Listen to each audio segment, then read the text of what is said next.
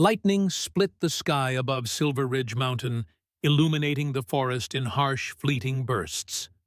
Rain hammered against the wooden cabin nestled among ancient pines, but it was no match for the orange flames now devouring the structure from within. Smoke billowed into the night, defying the downpour. Inside, Nathaniel Everett's lungs burned as he navigated through the inferno. His tall frame ducked beneath a collapsing beam, his eyes watering from the acrid smoke. He wasn't searching for possessions or valuables, only one thing mattered. There on the corner desk, partially engulfed in flames, lay a worn leather journal. "Come on," he muttered, lunging forward. The heat seared his skin as he snatched the journal, clutching it to his chest like a mother would a child. A thunderous crack announced the roof's imminent collapse. Nathaniel turned and sprinted for the door, bursting outside into the rain just as the cabin's structure gave way behind him. He fell to his knees in the mud, gasping for clean air, the journal still protected against his chest. Through the curtain of rain, dark figures emerged, townspeople from Willowbrook, with torches and grim expressions, undeterred by the storm. Their faces illuminated by firelight showed not concern, but accusation. "I told you all!" A booming voice rose above the storm. Judge Wallace stepped forward, his silver hair plastered to his skull, pointing a finger at Nathaniel.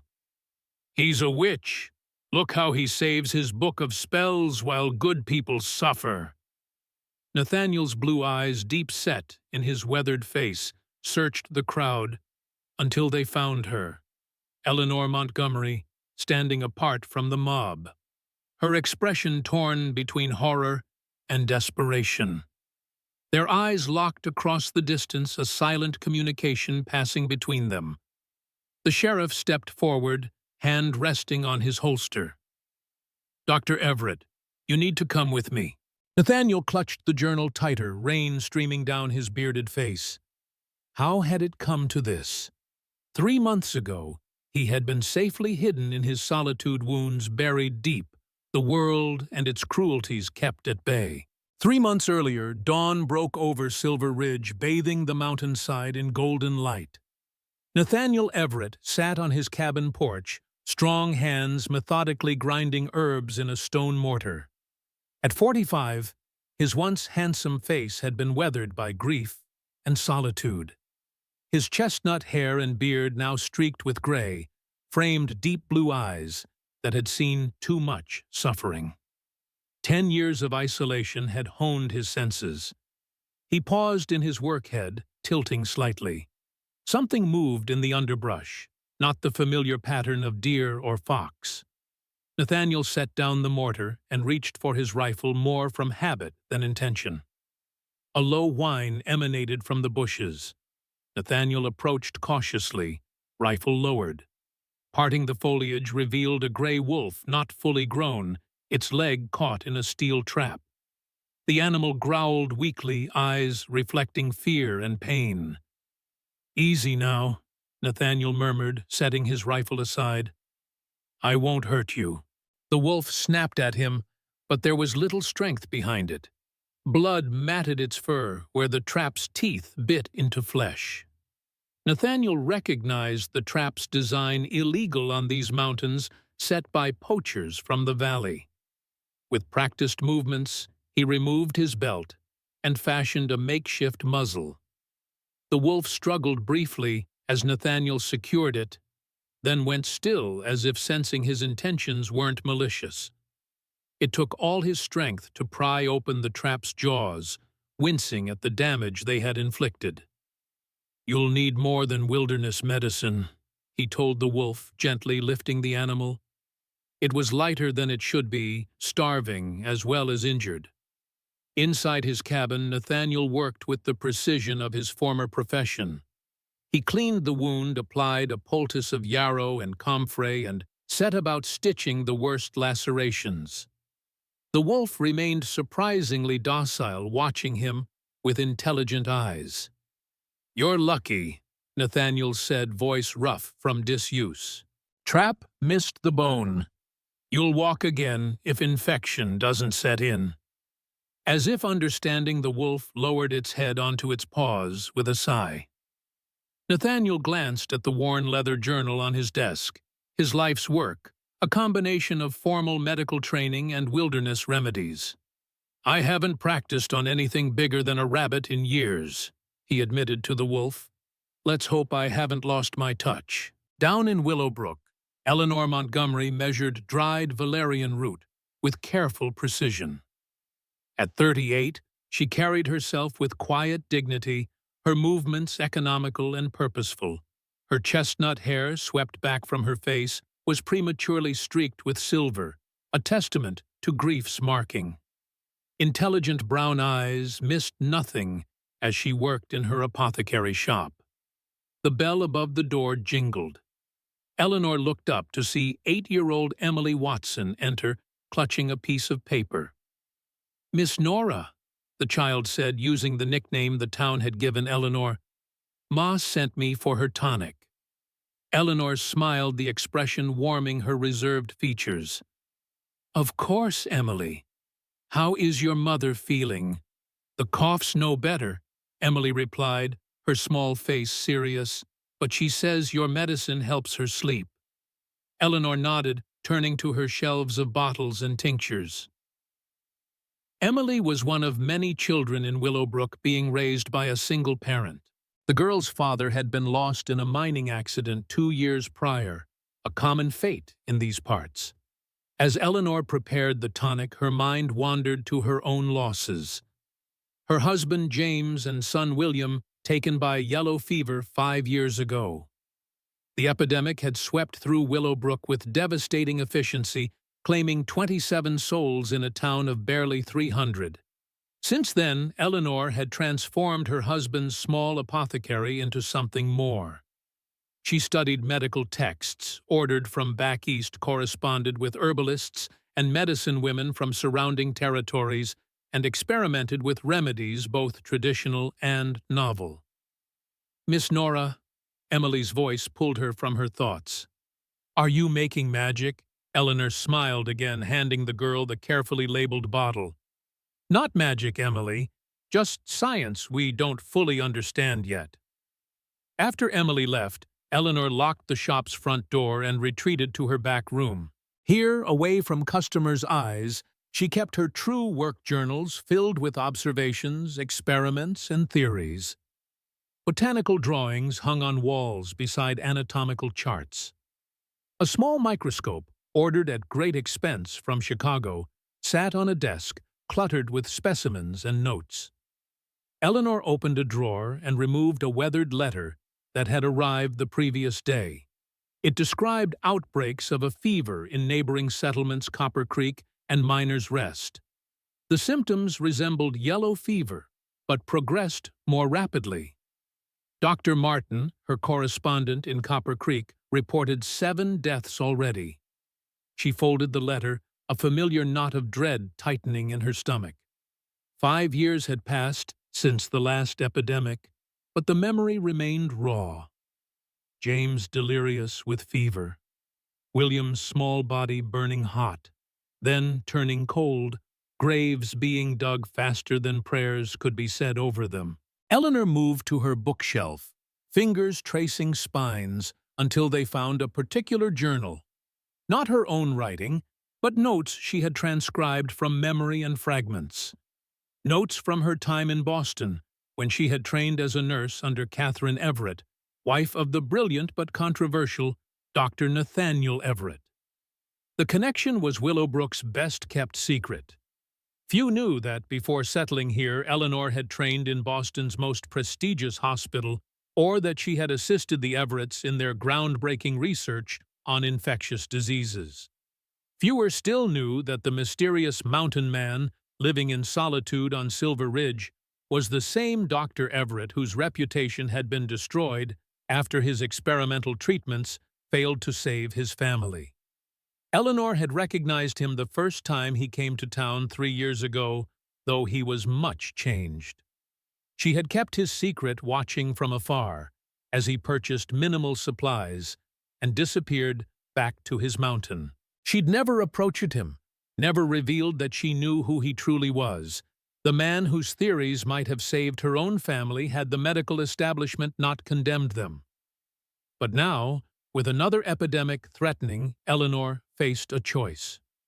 Continue her solitary research with limited resources, or seek out the one man whose knowledge might make the difference between life and death for Willowbrook. The mountain was dangerous.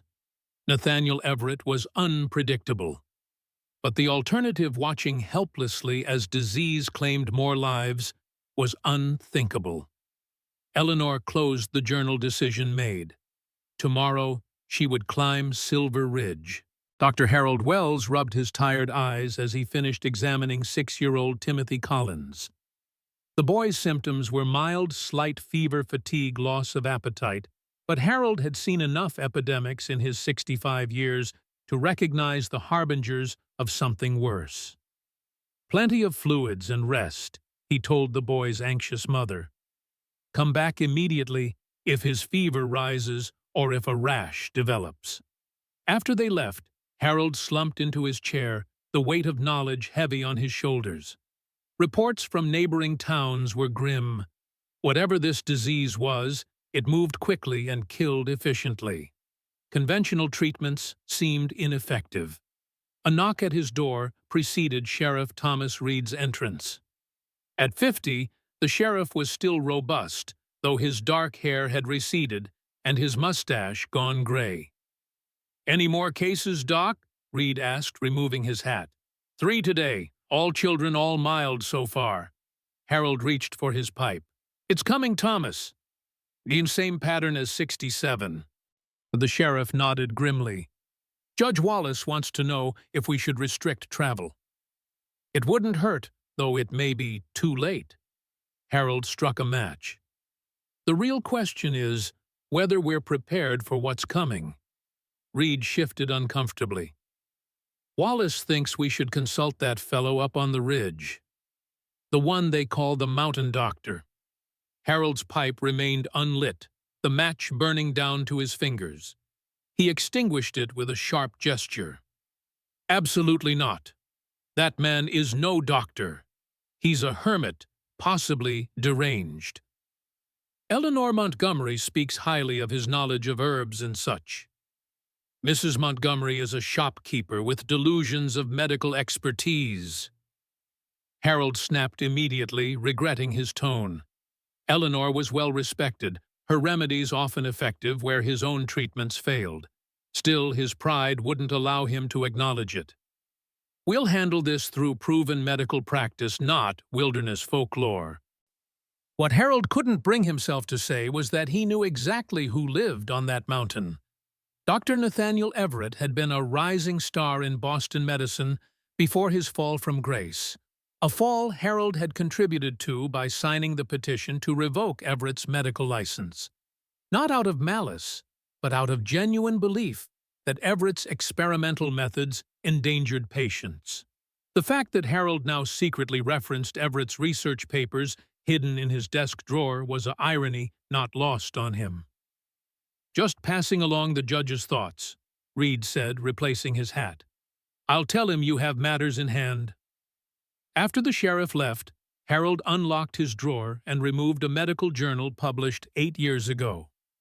In it, Dr. Nathaniel Everett had proposed novel treatments for yellow fever treatments, combining traditional medicine with botanical compounds that the medical establishment had dismissed as quackery. Treatments that, in retrospect, had shown promising results before Everett's experiments were shut down.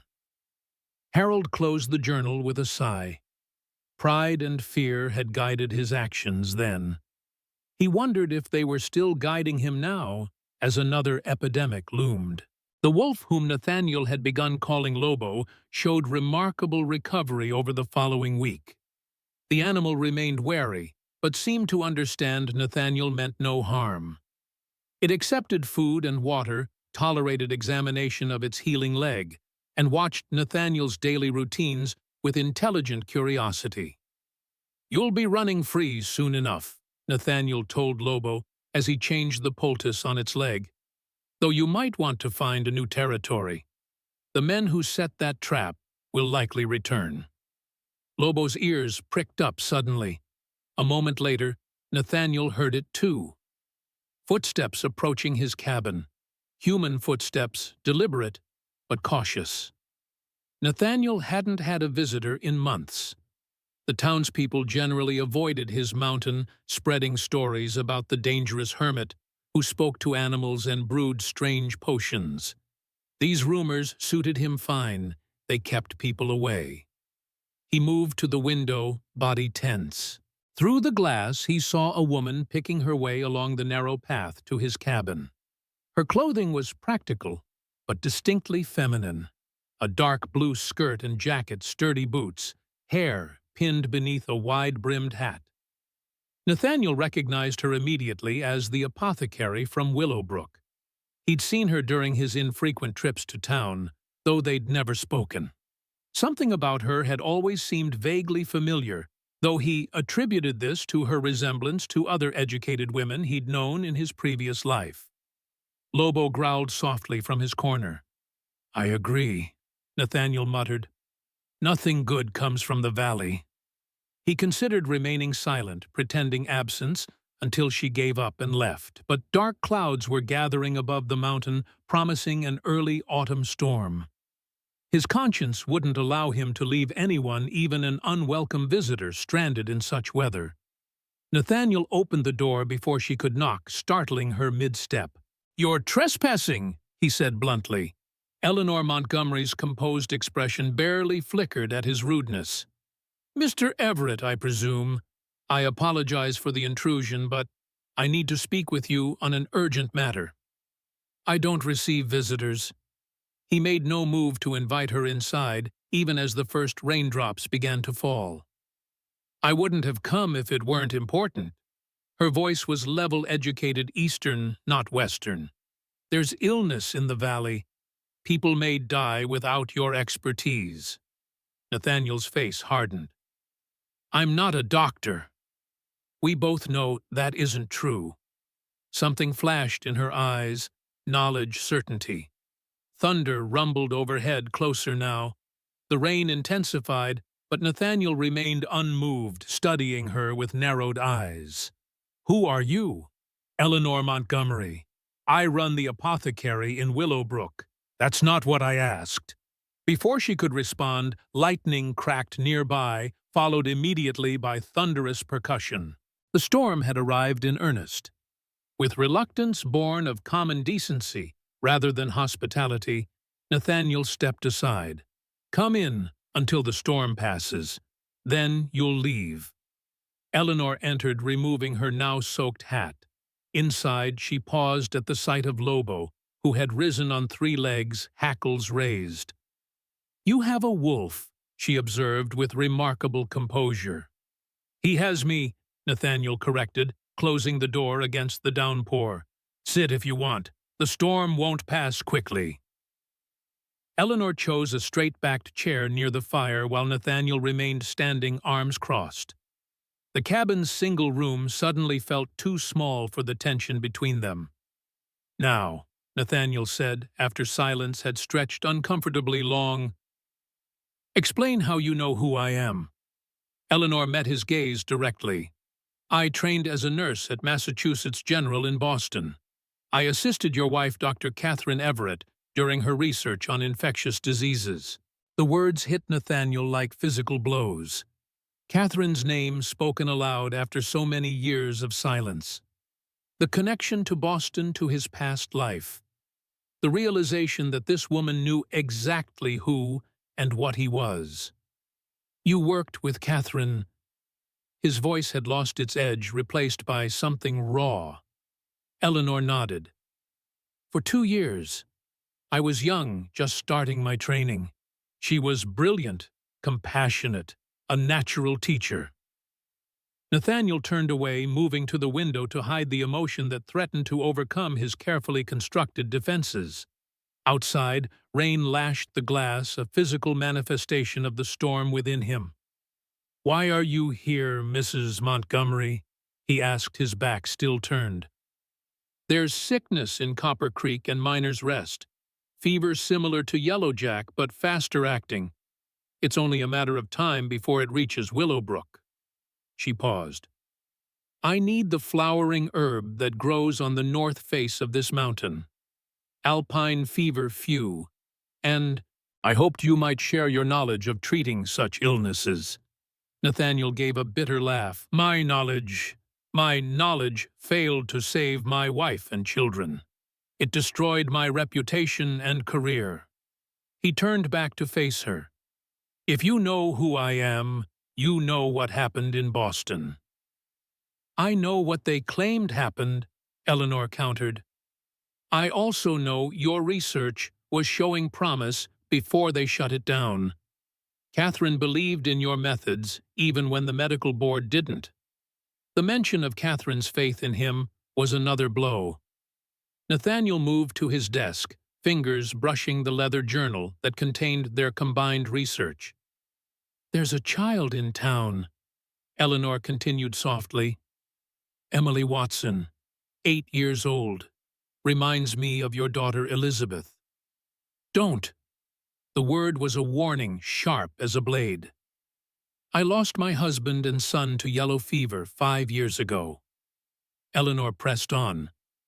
I've spent every day since trying to ensure it doesn't happen again.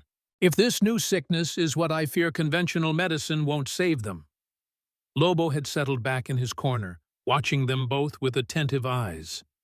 The wolf's presence seemed to ground Nathaniel, giving him a focus beyond the painful memories Eleanor's words evoked. The herb you're seeking doesn't grow on the north face, he finally said. It's on the eastern slope near the waterfall. But it won't help alone. Its properties need to be activated through specific preparation. Eleanor's expression brightened with hope. Will you show me? Before Nathaniel could respond, a violent gust of wind slammed against the cabin, rattling the windows. The storm was intensifying. You can't travel in this weather, he conceded. We'll discuss the herb tomorrow after the storm passes. Thank you, Eleanor said simply. Nathaniel gestured to a small cot in the corner. You can rest there. I'll tend the fire. As Eleanor settled on the cot, Nathaniel added wood to the fireplace, mind churning with unwelcome memories and emotions. After ensuring Lobo was comfortable, he took his journal and moved to the desk, turning his back to his unwanted guest. He opened the leather-bound book, fingers tracing Catherine's elegant handwriting, interspersed with his own rougher notes. Their shared research, their hope for advancing medicine beyond its rigid constraints. The work that had cost them everything. Behind him, he heard Eleanor's breathing deepen as exhaustion claimed her. Outside, the storm continued its assault on the mountain. And within Nathaniel, long-buried feelings stirred like hibernating creatures, sensing an unseasonable warmth. Eleanor woke to the aroma of coffee and the soft sounds of movement. Opening her eyes, she saw Nathaniel at his small stove, his back to her. Lobo watched her from his corner, yellow eyes unblinking. Good morning, she said, sitting up. Nathaniel turned slightly, acknowledging her with a nod. Storm's past. We can look for your herb after you've eaten. The mountain air had cleared with the storm's passage, revealing a crystalline autumn day. Sunlight filtered through pine branches as Nathaniel led Eleanor along a narrow trail. He moved with the confidence of someone intimately familiar with the terrain, occasionally pausing to point out medicinal plants. Yarrow! He indicated a plant with feathery leaves and tiny white flowers. Good for wounds, reduces fever. You probably know it. I use it in several remedies, Eleanor confirmed, though I've had trouble cultivating it in my garden. It prefers poor soil and full sun. Your valley's too rich and shaded. They continued in silence until reaching a small waterfall cascading over moss-covered rocks. In the spray-dampened soil nearby grew clusters of small white flowers with distinctive serrated leaves. Alpine fever few, Nathaniel said, kneeling beside the plants. Similar to common feverfew, but more potent. The difference is in the stem structure and the pattern of the leaves. Eleanor knelt beside him, studying the plant with keen interest. How is it prepared? The flowers and leaves are used dried, then ground to powder. But its efficacy depends on when it's harvested and how it's combined with other elements. Nathaniel glanced at her. It's not a simple remedy. I didn't expect it would be. Eleanor met his gaze. Will you teach me? Nathaniel's expression remained guarded, but something in his eyes had softened since the previous night. I'll show you the preparation. The rest is your responsibility. They gathered the herbs in silence, filling Eleanor's canvas bag. As they worked, Nathaniel occasionally stole glances at her. There was competence in her movements, precision in the way she selected only the healthiest specimens. She worked like someone trained in medicine, not merely herb gathering.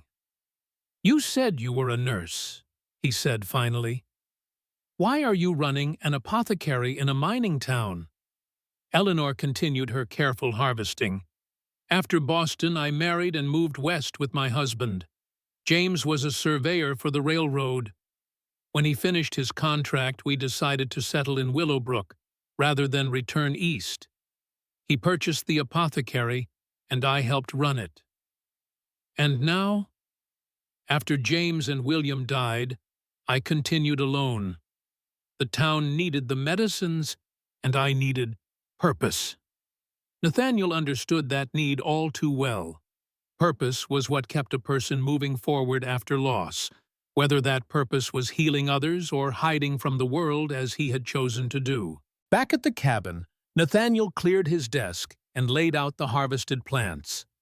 Eleanor watched as he separated flowers from stems, explaining the properties of each part. His hands, large and weathered, moved with surprising delicacy. The preparation requires precise timing, he explained. Dry the flowers too quickly, they lose potency. Too slowly, they develop mold that can be toxic. Eleanor absorbed every detail, occasionally asking questions that revealed her substantial knowledge. As the afternoon progressed, Nathaniel found himself sharing more than he had intended. Techniques he had developed, observations from his research. While the first batch of herbs dried by the fire, Nathaniel reluctantly agreed to Eleanor's request to examine his medical journals. He watched tensely as she handled the worn leather book that contained his life's work. This combination of willow bark and feverfew, she said, pointing to a particular entry. Catherine mentioned this in her lectures. She believed the compounds worked synergistically. We were testing the theory when Nathaniel trailed off, unable to complete the sentence. Eleanor nodded in understanding. When the epidemic hit Boston. When I failed, he corrected harshly. Did you? Eleanor looked up from the journal. Or did they prevent you from implementing your full protocol? Catherine told me the hospital administration refused to authorize your complete treatment regimen. Nathaniel stared at her, a long-buried memory surfacing. The hospital board meeting, his pleas falling on deaf ears, being told his methods were too experimental, too risky. By the time the conventional treatments had proven ineffective, it was too late for many patients, including his own family. You seem to know a great deal about what happened, he said, voice tight with suspicion. Catherine shared her frustrations with her students. She believed in your work even when others didn't. Eleanor hesitated. After she fell ill, she asked me to preserve her notes. I memorized what I could before they cleared her office. This revelation struck Nathaniel deeply. The idea that Catherine, even in her final days, had tried to protect their research, and that this woman had helped her, shifted something within him. Before he could respond, Lobo suddenly growled, rising on his 3 good legs. A moment later, Nathaniel heard what had alerted the wolf approaching horses. Moving to the window, He saw two riders making their way up the trail, Sheriff Reed and another man he didn't recognize. "Visitors from town," he said, expression darkening. "Stay inside." Nathaniel stepped onto the porch as the riders approached, positioning himself to block the doorway.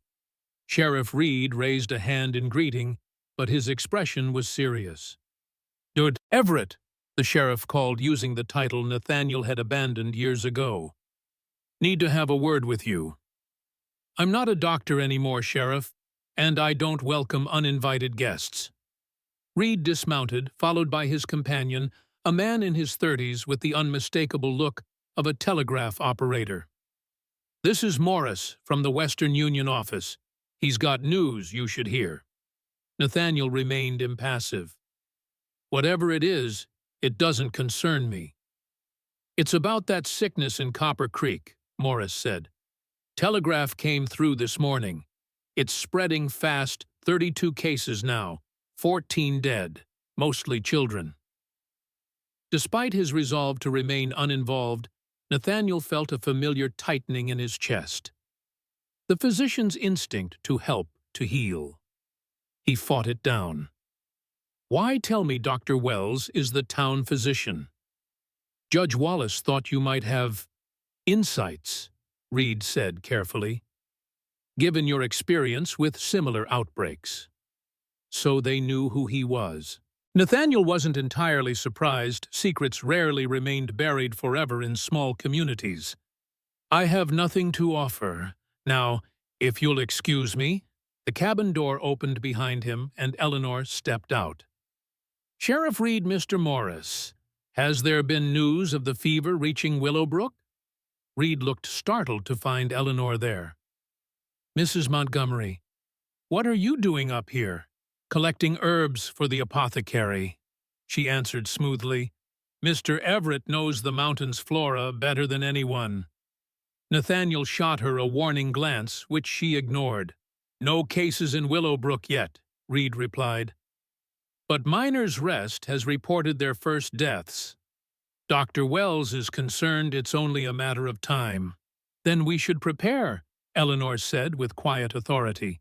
"Mr. Everett has been kind enough to assist me in gathering medicinal plants that may help manage symptoms."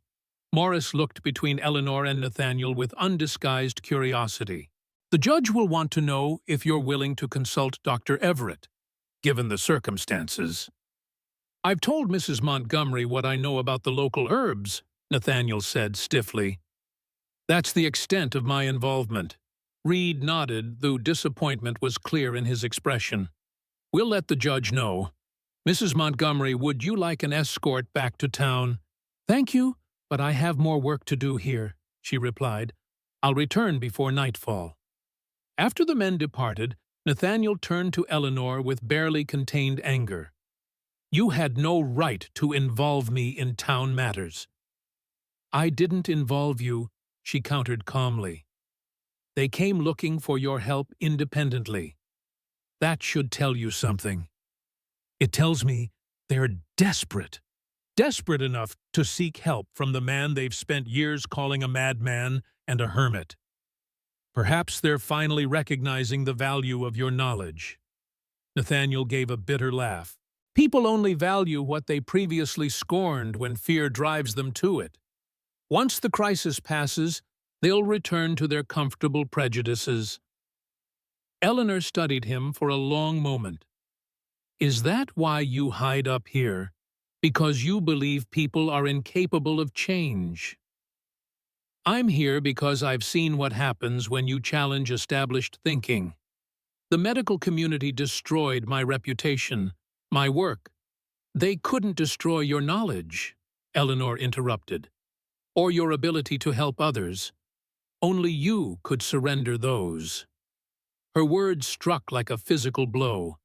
Nathaniel turned away, unwilling to let her see how deeply they affected him. "The herbs should be ready for the next stage," he said, changing the subject.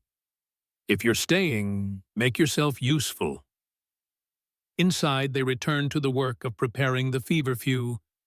The tension between them remained, but gradually dissipated as they focused on the task at hand. By late afternoon, they had produced a small quantity of the medicinal powder carefully stored in a glass vial. "This isn't enough for an epidemic," Nathaniel observed, "and it's only one component of an effective treatment." Eleanor nodded. "I'll need to return with larger baskets, perhaps assistants, to help gather more. The location of these plants isn't common knowledge. I prefer it stays that way." "Of course."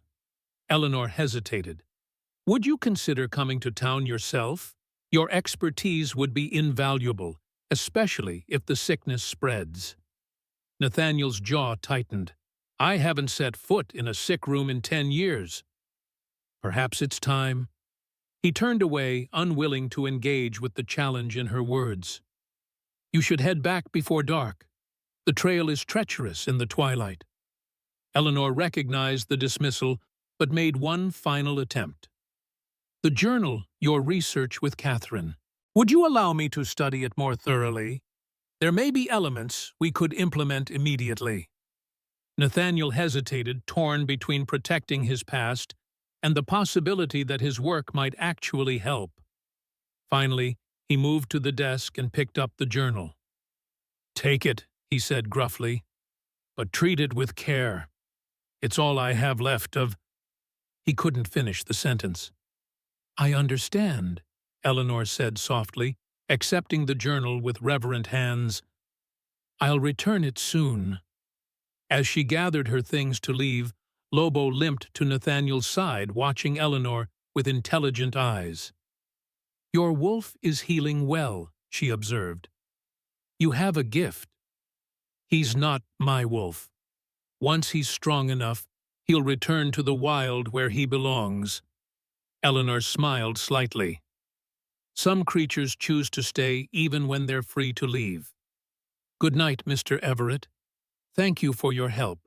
After she departed, Nathaniel stood in the doorway of his cabin watching until she disappeared among the trees. Beside him, Lobo whined softly. "I know," Nathaniel murmured. "She's trouble." But even as he said it, he felt something he hadn't experienced in years, a reluctant spark of connection to the world beyond his mountain. Eleanor reached Willowbrook as twilight descended, the leather journal safely tucked in her bag, alongside the precious vial of medicine. The town seemed unnaturally quiet, the usual evening activities subdued. Outside the small church, a group of men gathered in serious conversation. As she approached her apothecary, Dr. Wells emerged from his office across the street looking haggard. He spotted her and hurried over. "Mrs. Montgomery, where have you been? There's been concerned talk about your absence." "Gathering herbs on the mountain," she replied, unlocking her shop door. "Has something happened?" Wells followed her inside, lowering his voice. "First case confirmed this afternoon. Lily Chen, age 6, high fever, distinctive rash beginning on the extremities." Eleanor felt a cold weight settle in her stomach. "How severe?" "Advancing rapidly. I've tried cold compresses, willow bark tea, the usual measures." He hesitated. "I understand you consulted the mountain hermit about treatments." "Mr. Everett has extensive knowledge of medicinal plants," Eleanor said carefully, avoiding confirmation of Nathaniel's true identity. "He helped me locate a specific herb that may help manage the fever." Wells's expression tightened. "I must insist, Mrs. Montgomery, that you not administer any untested remedies. This is a medical matter requiring proper medical attention." Eleanor removed her coat, hanging it deliberately before responding. "With all due respect, Dr. Wells, my remedies have proven effective for many ailments over the years. I have no intention of doing harm. Nevertheless, as the town physician—" Eleanor interrupted gently, "Your hands are full with Lily Chen and any new cases that may emerge. Allow me to support your efforts with complementary treatments." Wells seemed about to argue further when the shop door opened. Emily Watson entered, her small face worried. "Miss Nora Ma sent me to fetch you." She says Lily's taken worse, and Dr. Wells's medicine isn't helping. Wells's face flushed with embarrassment and concern. I was just headed back there myself. Eleanor quickly gathered supplies, including the precious vial from Silver Ridge. I'll come immediately, Emily. As they walked to the Chen household, Eleanor felt the weight of the journal in her bag. Inside those pages might be the key to fighting this disease if she could decipher Nathaniel and Catherine's research in time. The Chen home was thick with the distinctive smell of sickness, sweat, fear, and the cloying sweetness of infection. Mrs. Chen, a slight woman whose family had come to Willowbrook to open a laundry service, led them to Lily's bedside. The child lay motionless except for the rapid rise and fall of her chest. Her skin burned with fever, and an angry red rash covered her arms and legs. Eleanor's heart constricted at the sight so similar to how William had looked in his final hours. Dr. Wells immediately began examining the girl, his earlier argument with Eleanor apparently forgotten in the face of the child's suffering. Eleanor prepared a cool compress, then carefully mixed a small amount of the feverfew powder with water. "What is that?" Wells asked sharply, noticing the mixture. "A febrifuge," Eleanor answered. "It may help reduce the fever." "I cannot authorize experimental treatments," Wells insisted. Mrs. Chen, who had been watching silently, suddenly spoke. "Will it help my daughter?" Eleanor met the woman's desperate gaze. "It may. I've seen it work for similar symptoms." "Then give it to her," Mrs. Chen said firmly. "Please." Wells looked as though he might object, but something in Mrs. Chen's expression stopped him. He stepped back, allowing Eleanor access to the child. With gentle movements, Eleanor supported Lily's head and helped her drink the mixture. The girl swallowed reflexively, too weak to resist. "It will take time to show effects," Eleanor explained. "Keep applying the cool compresses. I'll prepare more medicine and return in a few hours." Outside the Chen home, Wells confronted Eleanor. "What exactly did you give that child?" "A compound of alpine feverfew and other herbs that reduce fever and inflammation," she replied. "Nothing dangerous, I assure you." "And you learned this from the mountain man?" Wells's tone was skeptical but less hostile than before. "Among other sources." Eleanor hesitated, then decided to take a risk. "Dr. Wells, I believe I know what this disease is. It matches descriptions in medical journals of a fever that struck settlements in Colorado 3 years ago. Conventional treatments proved largely ineffective." Wells's expression changed slightly. "I've read those accounts. The mortality rate was nearly 70%. "Yes, but there were reports of a physician who developed alternative treatments with significantly better outcomes." Eleanor watched his face carefully. "A Dr. Nathaniel Everett." Wells went very still. "That name is not well regarded in medical circles, Mrs. Montgomery." "Perhaps not, but his results speak for themselves, don't they? Isn't that why Judge Wallace sent men to consult him?" The older doctor seemed to age before her eyes, shoulders slumping slightly. "I knew Everett before. I was one of many who signed the petition against his methods." This admission surprised Eleanor. "You knew he was living here." "I recognized him 3 years ago when he first came to town for supplies. He saw me, too, though we both pretended otherwise." Wells rubbed his tired eyes. "Pride is a terrible thing, Mrs. Montgomery. It's kept me from approaching him, even knowing his expertise might be valuable." Eleanor felt a new respect for the physician's honesty. "It's not too late to put pride aside, Doctor. Not if it means saving lives." Wells nodded slowly. "Perhaps you're right.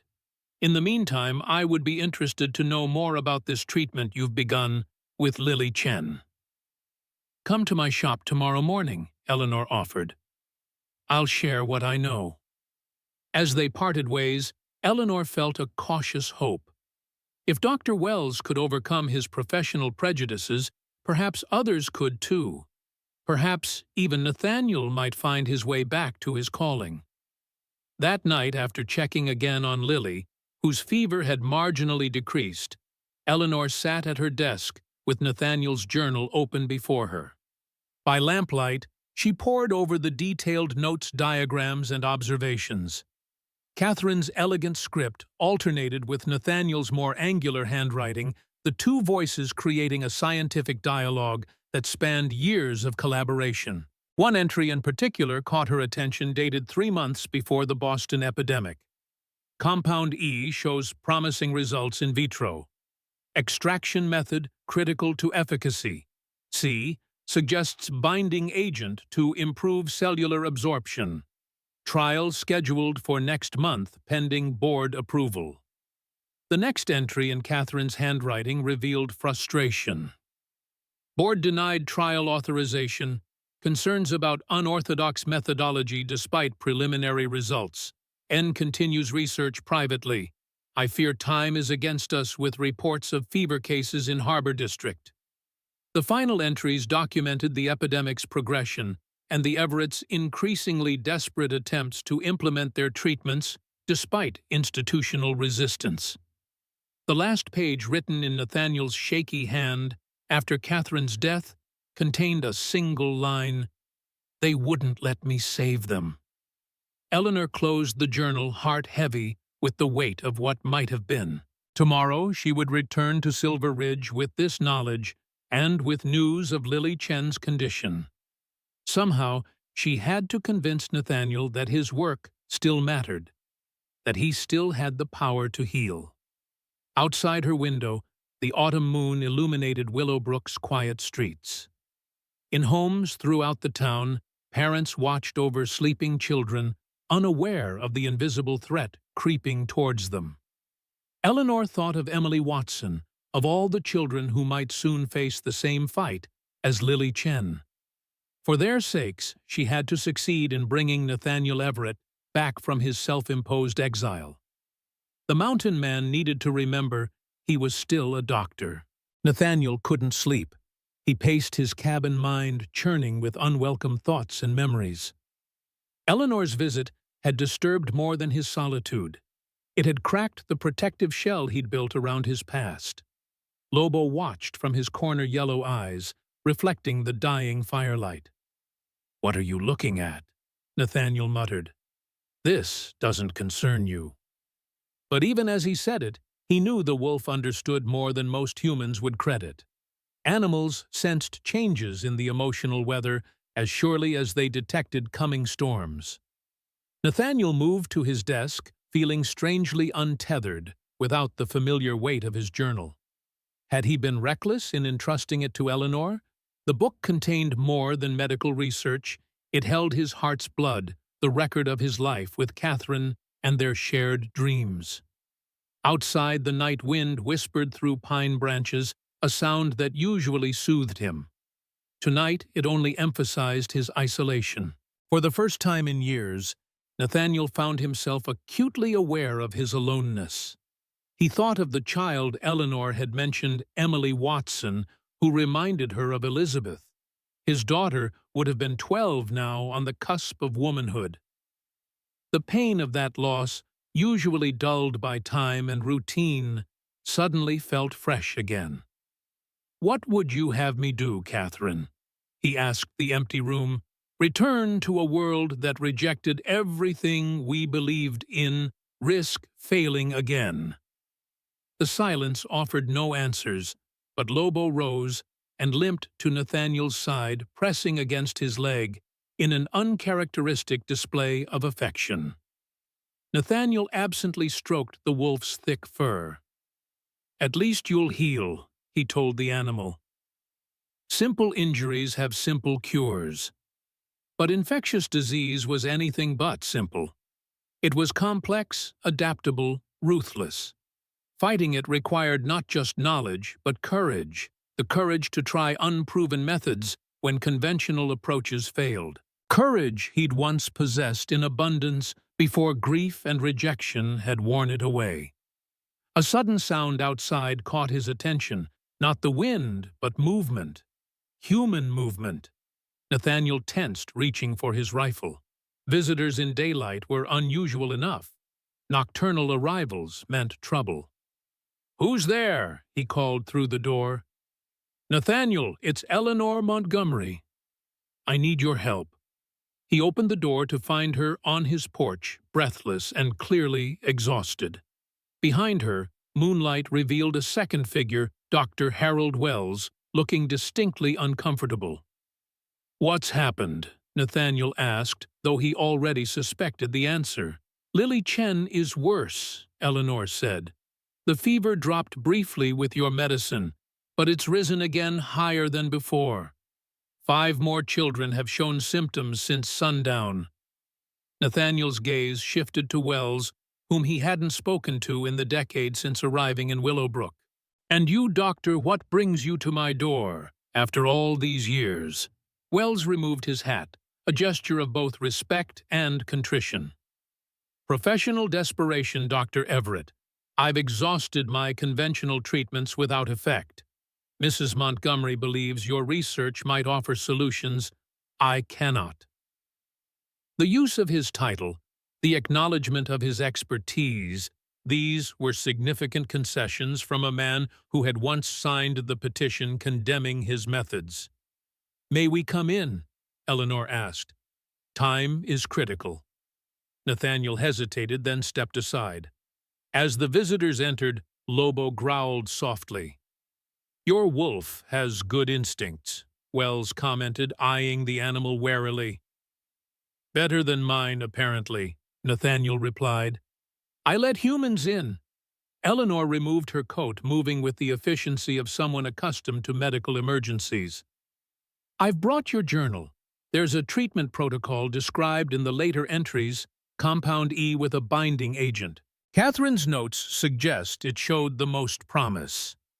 Nathaniel took the offered journal, fingers tracing the familiar leather cover. "Compound E was experimental. We never completed the trials. But your preliminary results were significant," Wells said. "I've reviewed the documentation Mrs. Montgomery shared. Your approach was unorthodox, but the scientific reasoning is sound." "Now you see it," Nathaniel said bitterly. 10 years ago, you and your colleagues saw only danger and heresy." Wells accepted the rebuke with a nod. "Medicine advances through the correction of errors, Dr. Everett, including errors of judgment." The admission, simple yet profound, momentarily silenced Nathaniel's anger. He opened the journal to the relevant pages, reviewing the formula and preparation methods he and Catherine had developed. "Even if I agreed to help," he said finally, "Compound E requires specific ingredients, proper laboratory conditions." "I've brought everything I could gather," Eleanor interrupted, opening her bag to reveal an assortment of vials, powders, and botanical specimens. "My shop isn't a proper laboratory, but it has basic equipment. What else do we need?" Nathaniel examined the supplies, mind already calculating possibilities and alternatives. Despite his reluctance, the physician in him responded to the challenge. "There's a rare fungus that grows on fallen logs near the creek," he said. "It contains the binding agent we need, and I'll need more of the fever-few properly prepared." "I can help gather those," Eleanor offered, "and I can provide whatever medical supplies are needed from my office," Wells added. Nathaniel looked between them, these unexpected allies who had breached his solitude with their urgency and hope. Part of him wanted to refuse to protect himself from the pain of potential failure, from reopening wounds long scarred over. But another part, long dormant, stirred with purpose. The healer he had once been, the man Catherine had loved and believed in, whispered that this was his responsibility, perhaps even his redemption. Lobo had settled back in his corner, watching the humans with curious eyes. The wolf's presence reminded Nathaniel of his own journey toward healing, halting reluctant but progressing nonetheless. "We'll need to work through the night," he said finally. "And I make no promises about the outcome." Relief flooded Eleanor's face. "Thank you." "Don't thank me yet," Nathaniel cautioned. "We may already be too late." As they began organizing the supplies and planning their approach, Nathaniel felt the weight of years lifting slightly from his shoulders. For better or worse, he had stepped back onto the path he had abandoned a decade ago. The mountain man was becoming a doctor once more. The night passed in a blur of focused activity. Nathaniel directed the preparation of Compound E with the precision of a man reconnecting with his life's work. Eleanor assisted seamlessly, her nursing training evident in every movement. Even Wells, despite his age and conventional medical background, contributed valuable insights and modifications. By dawn, they had produced a small quantity of the medicine, an amber-colored liquid that represented their best hope against the spreading illness. "It needs to be administered in carefully measured doses," Nathaniel explained as they bottled the precious compound. "Too little is ineffective. Too much could be toxic." "I'll ensure the dosages are precise," Wells promised. Eleanor, exhausted but determined, began packing the medicine for transport to town. "Will you come with us, Nathaniel? Your expertise would be invaluable in monitoring the patient's responses." Nathaniel hesitated, the prospect of entering the town, of facing the community that had relegated him to the status of eccentric hermit, filling him with apprehension. "I think it's better if Dr. Wells handles the administration." "These are your methods, your research," Wells pointed out. "No one understands the treatment better than you." "I haven't practiced medicine on humans in 10 years. "But you haven't forgotten," Eleanor said softly. "I've watched you work all night. Your hands still move with a doctor's certainty." Before Nathaniel could respond, a commotion outside drew their attention. Rushing to the door, they found Sheriff Reed dismounting his horse, his expression grave. "Dr. Wells, Mrs. Montgomery." "Thank God," he said. "We've been searching since midnight. The Chen girl took a turn for the worse. And now there are 8 more cases, including Emily Watson." The name struck Nathaniel like a physical blow. Emily, the child Eleanor had said, reminded her of Elizabeth. "We've prepared medicine," Wells said, gesturing to their work. "But we need to administer it quickly."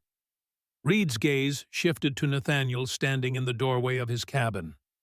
"Dr. Everett Judge Wallace requests your presence in town. He's offering amnesty for any past issues." Amnesty, as if he were a criminal rather than a physician who had dared challenge medical orthodoxy. Nathaniel felt the familiar bitterness rising.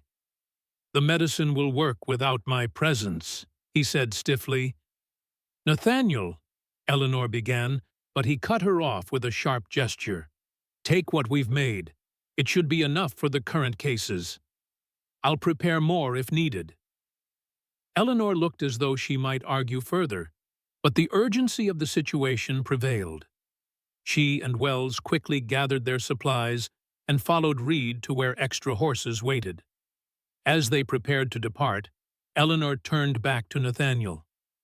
"This isn't just about the medicine. Those children need to see strength and hope. You represent both." "They'll have you," Nathaniel replied. "That's better than a stranger with a questionable reputation." Eleanor held his gaze for a long moment, disappointment evident in her expression. Then she mounted her horse and joined the others on the trail back to Willowbrook. Nathaniel watched them disappear among the trees, an unexpected hollowness spreading in his chest. He had helped create the medicine, had shared his knowledge. Wasn't that enough? Lobo limped to his side, pressing against his leg as if sensing his turmoil. "I did what they asked," Nathaniel told the wolf. "The rest is up to them." But even as he spoke, he knew he was rationalizing his fear of failure, fear of rejection, fear of caring too much only to lose again. The very fears that had driven him to this mountain a decade ago. Inside the cabin, evidence of their night's work remained scattered across his desk notes, botanical specimens, discarded materials. Nathaniel began cleaning methodically, trying to restore the order and simplicity that had defined his existence before Eleanor Montgomery had knocked on his door. Yet as he worked, her words echoed in his mind, "Those children need to see strength and hope. You represent both." Did he? Or was he merely a broken man, hiding from his past, using solitude as a shield against further pain? Nathaniel paused, hands resting on the journal he and Catherine had created together. What would she think of him now? Would she recognize the man she had loved in this mountain hermit, who refused to face the world? The answer came with painful clarity. No, Catherine had never run from challenges. Even as death approached, she had fought to preserve their research, believing it might save others, even if it couldn't save her. Eleanor's revelation about Catherine, asking her to memorize their notes before the hospital cleared her office, had affected Nathaniel deeply. It meant Catherine had never lost faith in their work or in him. Outside, the morning sun illuminated Silver Ridge in autumn glory. The world beyond his self-imposed exile continued its inexorable cycle of life, death, and renewal. And in Willowbrook, children fought for their lives, with only part of the help he could offer. Nathaniel looked at Lobo, who watched him with those knowing yellow eyes. "What would you do?" he asked the wolf. Lobo tilted his head as if considering the question seriously. Then, with deliberate movements, he limped to the door and scratched at it. Nathaniel gave a rueful laugh. "Easy for you to say. You're not the one who failed before." But the wolf's simple gesture resonated with something deep within him. Lobo had been injured, trapped, nearly killed, yet here he was, still willing to venture out to face whatever awaited beyond the door. With sudden decision, Nathaniel gathered essential supplies, including ingredients for more medicine. He packed them efficiently in his saddlebag, along with the journal. "I won't be long," he told Lobo, scratching the wolf behind the ears. "Rest that leg while I'm gone." Lobo settled onto his blanket, watching as Nathaniel donned a coat he rarely wore and strapped on his medical bag, unused for years, but still maintained out of habit. Outside, Nathaniel mounted his horse with practiced ease. The trail to Willowbrook stretched before him, winding down from his sanctuary into the world of human complexity and pain he had so long avoided. With one last glance at his cabin, Dr. Nathaniel Everett urged his horse forward, leaving the safety of his isolation behind. Whether toward redemption or further heartbreak, he couldn't know. But for the first time in 10 years, he was willing to find out. The descent from Silver Ridge revealed Willowbrook in ways Nathaniel hadn't seen in years. From his isolated cabin, the town was merely a cluster of structures in the valley, distant, abstract, irrelevant to his daily existence. But as he approached, details emerged: smoke rising from chimneys, laundry fluttering on lines, the steeple of the small church pointing skyward like an accusatory finger. And something else, an unusual stillness. No children played in yards. Few people moved along the streets. Willowbrook held its breath, as communities did when death walked among them. Nathaniel's horse sensed his tension, tossing its head as they entered the main street. Eyes turned toward him, curious, hopeful, suspicious. He kept his gaze forward, ignoring the whispers that followed his progress. The Chen household was easy to identify by the cluster of people outside, concerned neighbors, relatives, the merely curious. Nathaniel dismounted, medical bag in hand, and approached the door. The crowd parted, their expressions a mixture of reverence and fear. "It's the mountain doctor," someone whispered. "They say he speaks to wolves," another added. Nathaniel ignored them, knocking firmly. The door opened to reveal Eleanor, her face drawn with fatigue, but brightening at the sight of him. "You came," she said simply. "How is the child?" "Holding her own. Your medicine helped stabilize the fever, but the rash is spreading." Eleanor stood aside. "Come in." Inside the small home was arranged as an improvised sick room. Lily Chen lay on a bed, her tiny form nearly lost among blankets. Her mother sat beside her applying cool compresses. Dr. Wells stood nearby, examining another child, a boy of about 5, who lay on a pallet on the floor. Wells looked up, surprise crossing his features. "Dr. Everett, I didn't expect—" "I brought materials for more medicine," Nathaniel said, avoiding sentimentality, "and thought I should see the patient's responses firsthand." Eleanor touched his arm lightly, a gesture of gratitude he neither expected nor felt he deserved. Nathaniel approached Lily's bedside, introducing himself quietly to Mrs. Chen. The woman's exhausted face showed a flicker of hope as she made space for him. "May I?" he asked, gesturing to examine the child. Mrs. Chen nodded, and Nathaniel began his assessment with the methodical precision that had once made him a respected physician. Lily's pulse was rapid, but not dangerously so. Her breathing was labored, but regular. The rash, however, concerned him. It had the distinctive pattern he remembered from previous outbreaks, but with unusual discoloration at the edges. "When did you administer the last dose?" he asked Wells. 2 hours ago. Initial response was positive. Temperature dropped almost 2 degrees, but it's rising again now." Nathaniel nodded, opening his bag to retrieve a small vial. "This is a modified version.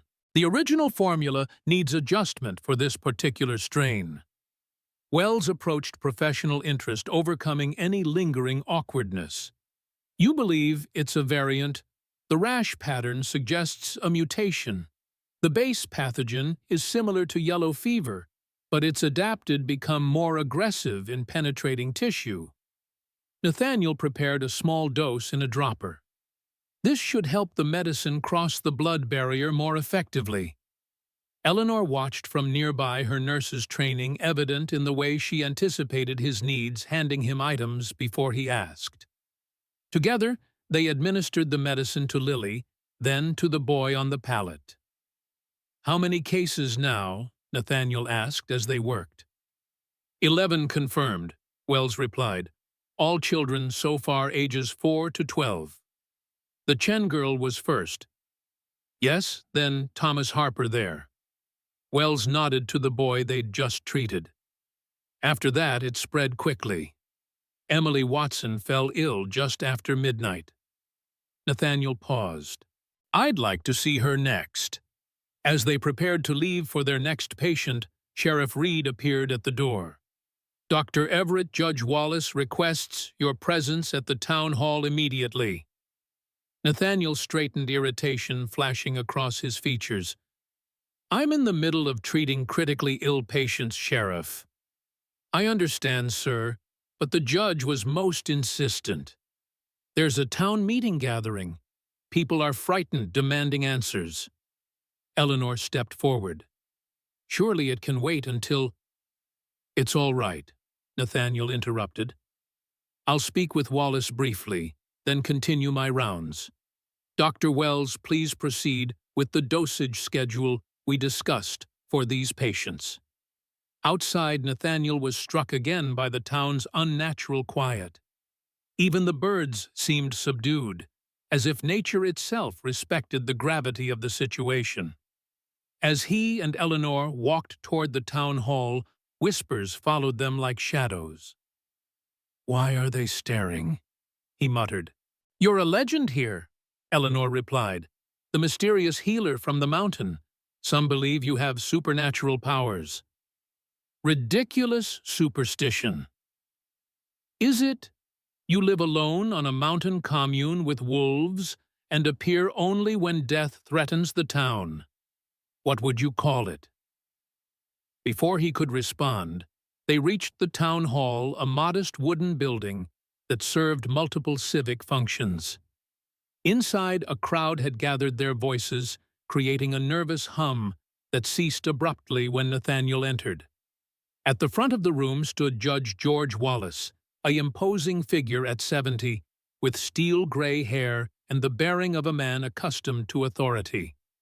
Beside him sat several town council members and prominent citizens. "Dr. Everett," Wallace's voice carried across the room, "thank you for honoring our request. Your expertise is sorely needed in this crisis." Nathaniel nodded curtly, uncomfortable with the sudden attention of so many eyes. He remained near the door, unwilling to fully enter this arena of public scrutiny. "I understand you've begun treating the afflicted children with a medicine of your own devising," Wallace continued. "Can you tell us what we're facing? How dangerous is this disease?" Nathaniel chose his words carefully, aware that in situations like this, panic could be as deadly as the disease itself. "We're dealing with a fever similar to those I've treated before. It's serious, but not necessarily fatal with proper treatment." "Not necessarily fatal," a voice called from the crowd. "Miners' Rest lost 15 people in 3 days. Murmurs of fear rippled through the gathering. "They didn't have access to the specific treatment we're implementing," Nathaniel replied. "Dr. Wells and Mrs. Montgomery are administering medicine that has shown effectiveness against similar outbreaks." "And you guarantee this will work?" Wallace pressed. Nathaniel met the judge's gaze directly. "No physician can guarantee outcomes, Judge Wallace. We can only apply our best knowledge and efforts." "But you've seen this before. Treated it successfully." This from a woman clutching a young child protectively to her chest. "I've treated similar infections with positive results." "Yes." "Then why were you hiding on that mountain instead of helping when the first case appeared?" Someone shouted. The accusation hung in the air, giving voice to the question many must have been thinking. Nathaniel felt Eleanor tense beside him, ready to defend, but he placed a restraining hand on her arm. "I wasn't hiding," he said, addressing the crowd rather than the individual questioner. "I was living according to my choice, as is my right. Now I'm here offering what help I can. Take it or leave it." Wallace stepped forward, clearly sensing the potential for the meeting to turn hostile. "We're grateful for your assistance, Doctor. What do you need from us to fight this outbreak effectively?" This practical question shifted the mood. Nathaniel felt on firmer ground, discussing logistics rather than defending his life choices. "Clean water, fresh linens, volunteers to help care for the sick. We need a central location to treat patients rather than moving between homes. And we need people willing to gather specific plants from the surrounding hills. Mrs. Montgomery can provide guidance on what to look for." Eleanor nodded, stepping forward to stand beside him in silent support. "The church can serve as a temporary hospital," offered Pastor Mitchell, a thin man with kind eyes. "The main hall is large enough for several beds." "My wife and I will organize volunteers," added Mr. Barnes, the general store owner. As practical matters took precedence over fear, Nathaniel felt the tension in the room dissipate somewhat. Wallace seemed satisfied with the turn of the discussion, but Nathaniel noticed the judge watching him with an appraising gaze that suggested ulterior motives. "One more thing," Nathaniel added. "I need access to water samples from various points around town, particularly those used for drinking, and information about any recent changes to the landscape, new mining operations, lumber activity, anything that might affect the watershed." Wallace's expression changed subtly. "The water is perfectly safe, Doctor. We test it regularly. Nevertheless, I'd like to examine it myself. Certain infectious agents are too small to detect through conventional means." "Of course," Wallace conceded, though his tone had cooled. "Sheriff Reed will assist you with whatever you need." As the meeting dispersed, people breaking into groups to organize the various tasks, Wallace approached Nathaniel directly. "A word in private, Doctor." Eleanor gave Nathaniel a questioning look, but he nodded for her to proceed without him. "I'll meet you at the Watson home," he told her. Wallace led Nathaniel to a small office off the main hall, closing the door behind them. The room was spartanly furnished, dominated by a desk covered with papers and a map of the region pinned to one wall. "I appreciate your discretion about the possible causes of this outbreak," Wallace began. "Mass panic would only complicate our response." "I haven't determined any cause yet," Nathaniel replied carefully. "The water testing is standard procedure in such cases." Wallace nodded, seating himself behind the desk. "Willowbrook has changed since you last participated in town life. We've grown prospered. The Silverton Mining Company has brought jobs, investment, and environmental changes," Nathaniel added. "Progress requires adaptation, Doctor. Surely as a man of science you understand this." Wallace leaned forward. "What concerns me is the potential for unfounded speculation to damage our community's economic prospects." The implication was clear enough. Nathaniel studied the older man, noting the expensive quality of his clothing, the signet ring that suggested connections beyond this small town. "My only concern is treating the sick and preventing further spread of the disease," Nathaniel said. "But if environmental factors are contributing to the outbreak, identifying them would be part of any comprehensive response." "Naturally," Wallace smiled thinly. "I merely suggest focusing on treatment rather than theoretical causes, especially given your history with unorthodox theories." The reference to his past felt like a deliberate provocation. Nathaniel controlled his expression with effort. "My unorthodox theories are currently your best hope for saving those children, Judge Wallace. I suggest you remember that." Without waiting for a response, Nathaniel turned and left the office. The encounter had confirmed his suspicions that there was more to this outbreak than natural causes, and that Wallace knew more than he was sharing. Outside the town hall, Nathaniel paused to orient himself. Willowbrook had indeed grown since his rare visits for supplies. New buildings lined streets that had once been empty, and the sounds of construction echoed from the north end of town. A movement caught his eye, Sheriff Reed approaching with a worried expression. "Dr. Everett, you're needed urgently at the Watson home. The child has taken a turn." Cold dread settled in Nathaniel's stomach as he hurried through the streets, Reed keeping pace beside him. The memory of losing his own daughter rose unbidden. Her small face contorted with pain as the fever consumed her. His desperate attempts to ease her suffering, Catherine's silent tears as they realized their treatments had come too late. Not again. The thought pounded in his mind with each rapid heartbeat. Not again. The Watson home was modest but well-maintained, with curtains at the windows and flowering plants along the walkway. Inside, the atmosphere was tense with fear. Eleanor knelt beside a small bed where Emily Watson lay, her skin flushed with fever, breathing labored. Mrs. Watson stood nearby, hands clasped in prayer or desperation, or both. "What happened?" Nathaniel asked immediately, moving to the bedside. "Fever spiked suddenly," Eleanor reported. "She began seizing about 10 minutes ago. I've administered the medicine and cold compresses, but her temperature continues to rise." Nathaniel placed a hand on the child's forehead, feeling the unnatural heat radiating from her skin. Emily's eyes fluttered open briefly, unfocused and bright with fever. Something in their blue depths reminded him painfully of Elizabeth. "We need to cool her body immediately," he said, slipping into the authoritative tone of his hospital days.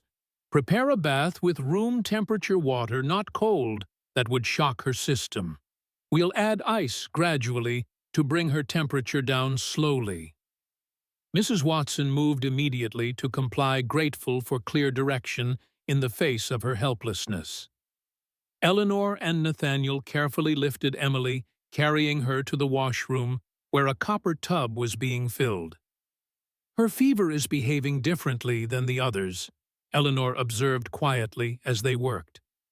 "More aggressive, more resistant to the medicine."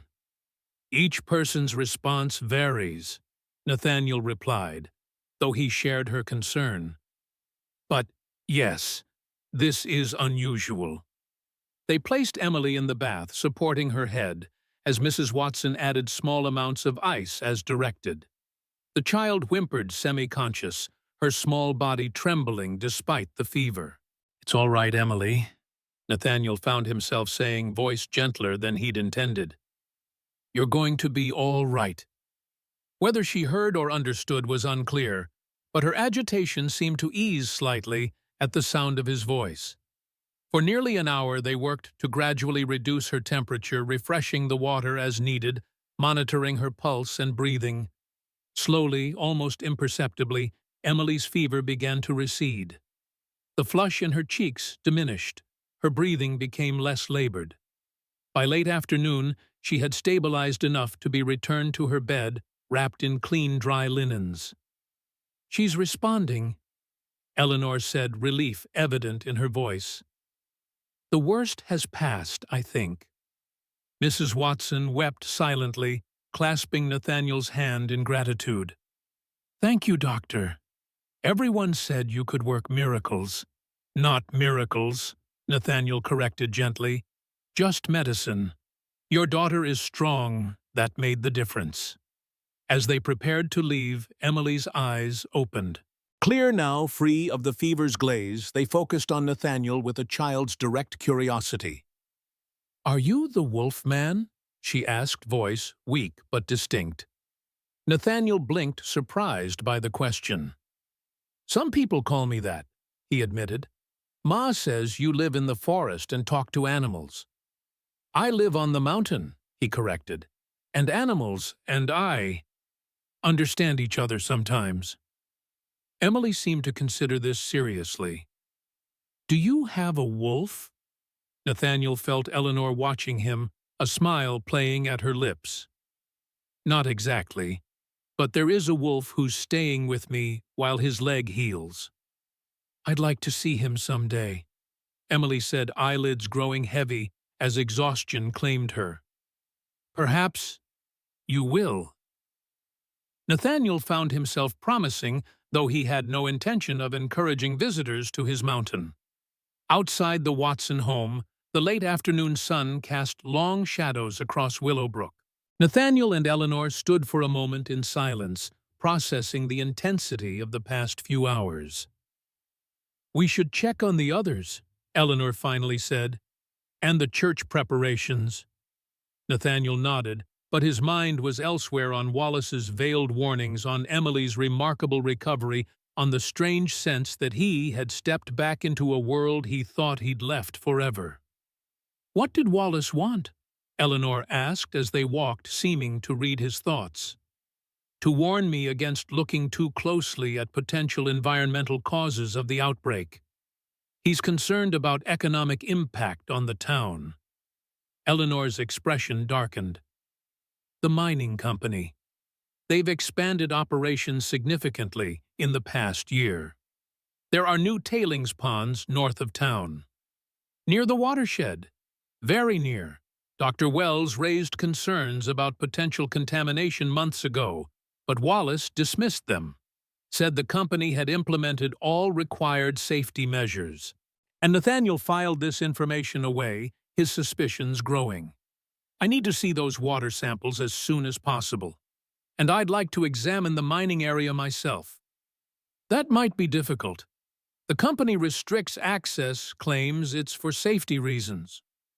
"I'm sure they do," Nathaniel said dryly. At the church, transformation was already underway. Pews had been pushed aside to make room for beds brought from various homes.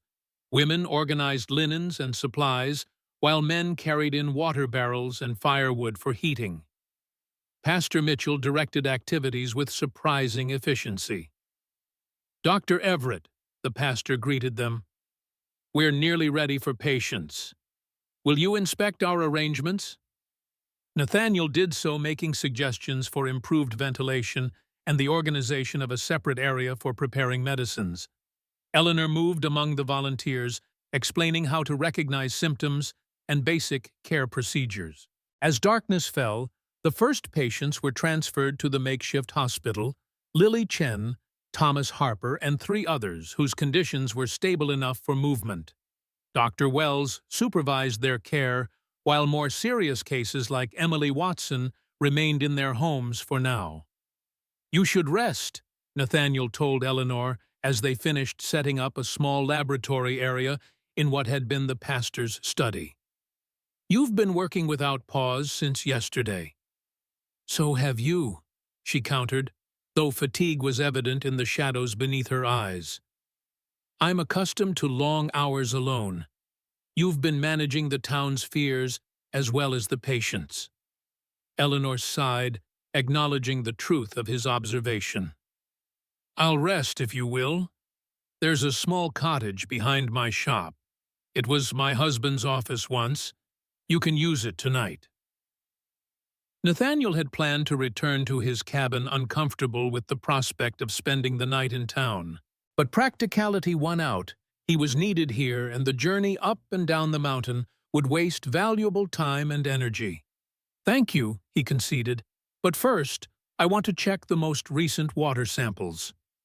In the small laboratory they had established, Nathaniel examined drops of water from various sources around Willowbrook, using the microscope Eleanor had brought from her shop.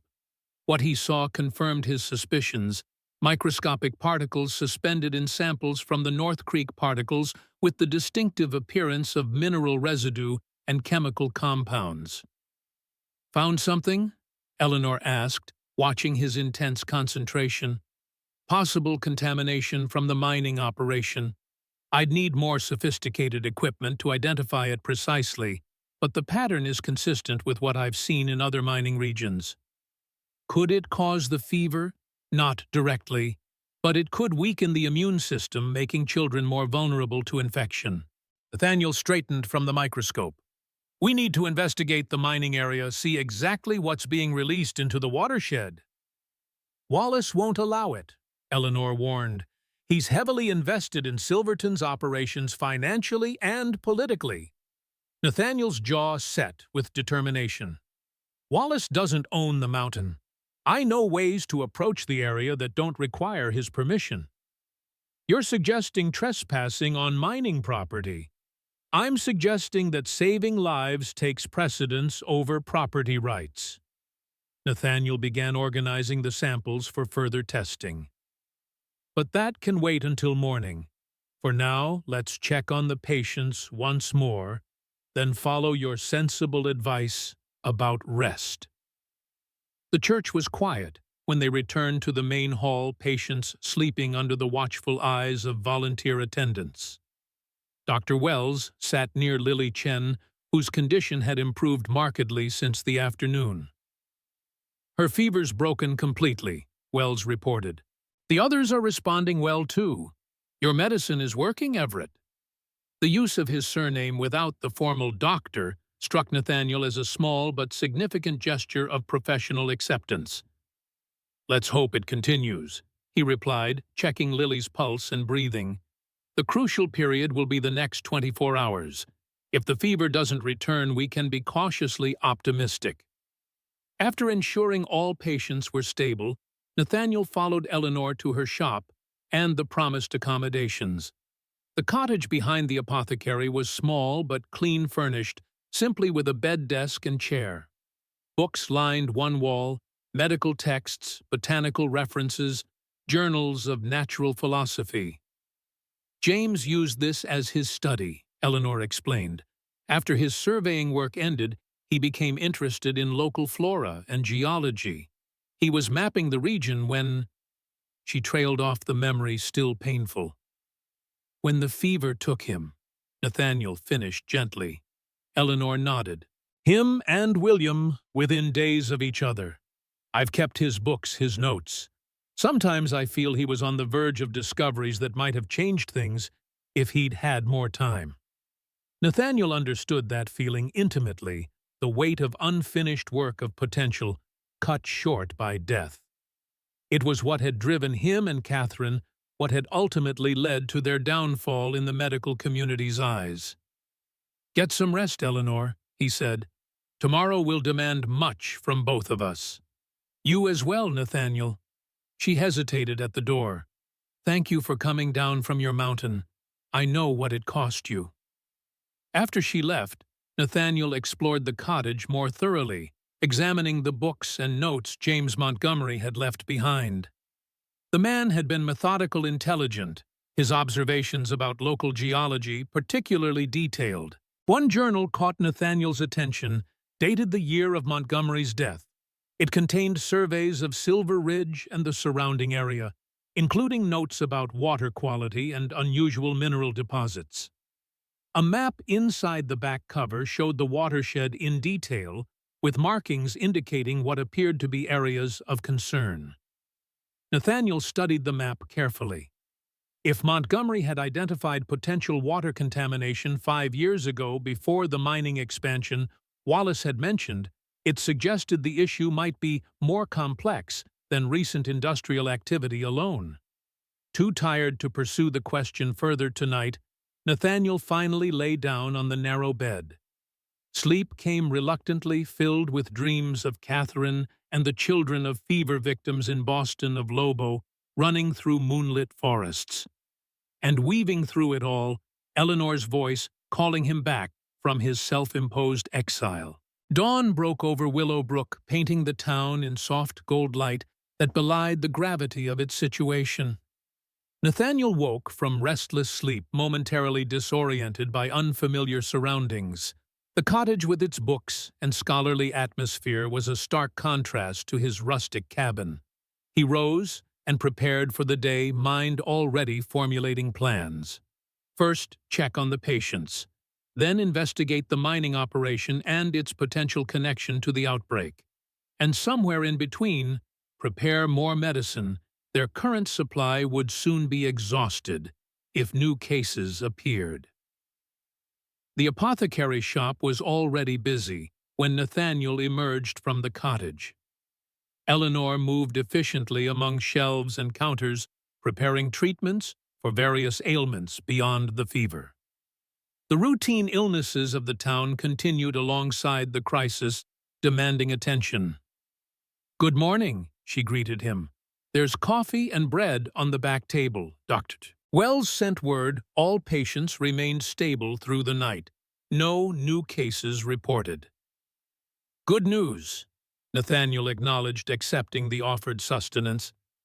"I'd like to examine the mining area today based on the water samples and what you've told me about the expansion." Eleanor nodded. "I thought you might. I've prepared a map showing the best approach routes." She retrieved a folded paper from beneath the counter. James surveyed that entire region. He noted several paths that avoid the main company roads. "Thank you." Nathaniel studied the map, recognizing some landmarks from his own explorations of the mountain. "I should be able to reach the tailings ponds without being observed." "You shouldn't go alone," Eleanor said. "The terrain is treacherous in places, and if company guards spot you..." "I've managed worse, and someone needs to continue treating the patients." "Dr. Wells seems to have that well in hand," she countered. "And I know the paths better than you do. James showed me his survey routes." Nathaniel wanted to refuse to protect her from both physical danger and potential legal consequences, but Eleanor's determined expression suggested argument would be futile, and practically speaking, a guide familiar with the terrain would be valuable. "Very well," he conceded, "but we'll need to move quickly and quietly. When can you be ready? Give me 30 minutes to organize the day's medicines and brief my assistant." While Eleanor prepared, Nathaniel visited the church-turned-hospital. The scene was encouraging patients, resting comfortably. Fevers reduced the atmosphere, calm and organized. Dr. Wells reported that Emily Watson had continued to improve and might be moved to the church later that day. Your treatment protocol is proving remarkably effective, Wells admitted. I've been studying your notes on the binding agent. Fascinating approach completely contradicts standard practice, yet the results speak for themselves. Well, Catherine deserves much of the credit, Nathaniel said. She identified the key compounds while I focused on delivery methods. Your wife was a remarkable physician. Wells agreed, surprising Nathaniel with this acknowledgement. The medical community lost much when she passed. The simple statement, free of condescension or qualification, touched Nathaniel deeply. Yes, he managed. We did. Their conversation was interrupted by Sheriff Reed's arrival, his expression troubled. Dr. Everett Judge Wallace is asking for a progress report at the town hall. Says it's urgent. Nathaniel checked his pocket watch. I have an appointment I can't postpone. Please inform the judge I'll meet with him this afternoon. Reed looked uncomfortable. He was quite insistent, Doctor. So am I, Sheriff. The patients are my priority. Wallace will have to wait. After Reed departed, Wells raised an eyebrow. You're the first person I've seen stand up to Wallace in years. He's accumulated considerable influence since becoming invested in the mining operations. Is that common knowledge, his financial interest in Silverton? Not officially, but in a town this size, connections become apparent over time. Wells lowered his voice. There are rumors the company plans major expansion next year, new shafts, increased production. Wallace stands to profit significantly. This information strengthened Nathaniel's suspicion that Wallace's concern about economic impact masked deeper personal motivations. I need to examine the mining area, Nathaniel told Wells. Mrs. Montgomery is accompanying me as guide. Can you manage here for a few hours? Wells nodded. Of course, but be careful. The company employs private guards who aren't known for their gentle approach to trespassers. We'll keep that in mind. Nathaniel returned to the apothecary to find Eleanor dressed for the expedition in practical trousers, beneath her skirt sturdy boots, and a dark jacket that wouldn't attract attention. She had packed a small bag with water, food, and basic medical supplies. Ready? She asked. As much as possible. We'll take the north trail out of town, then cut west toward the ridge. Less chance of being observed that way. They departed Willowbrook, quietly avoiding the main streets where they might be noticed and questioned. Eleanor moved with surprising agility over the increasingly rough terrain, clearly familiar with wilderness travel, despite her professional demeanor in town. James taught you well, Nathaniel observed as she navigated a particularly steep section of trail. He believed a surveyor's wife should be capable in the field, she replied. We spent our first year of marriage in a tent moving with the railroad's progress. After that, the Montana wilderness held few terrors. This glimpse of Eleanor's past, so different from the composed apothecary he'd first encountered, intrigued Nathaniel. She had depths he hadn't anticipated, a resilience born of experience rather than mere determination.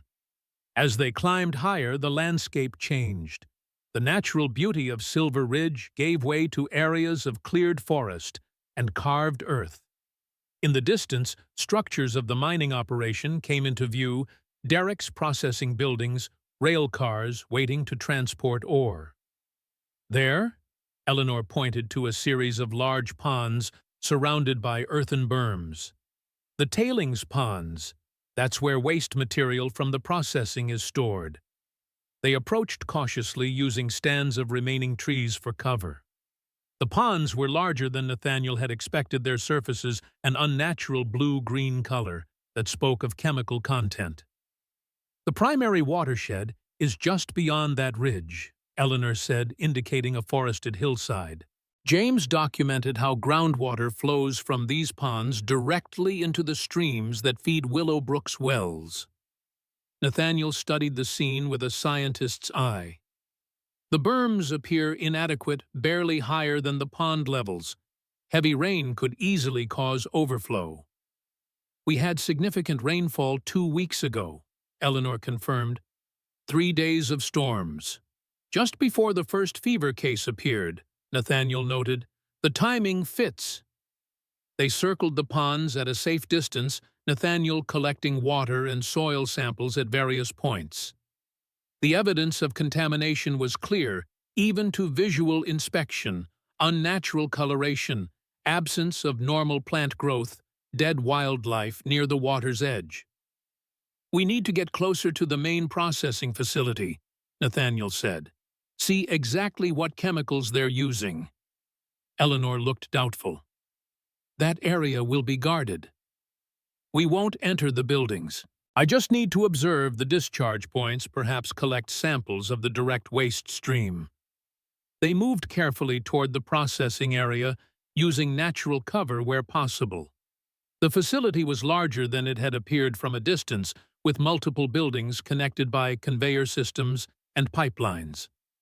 Workers moved about loading ore into crushers and monitoring the separation processes.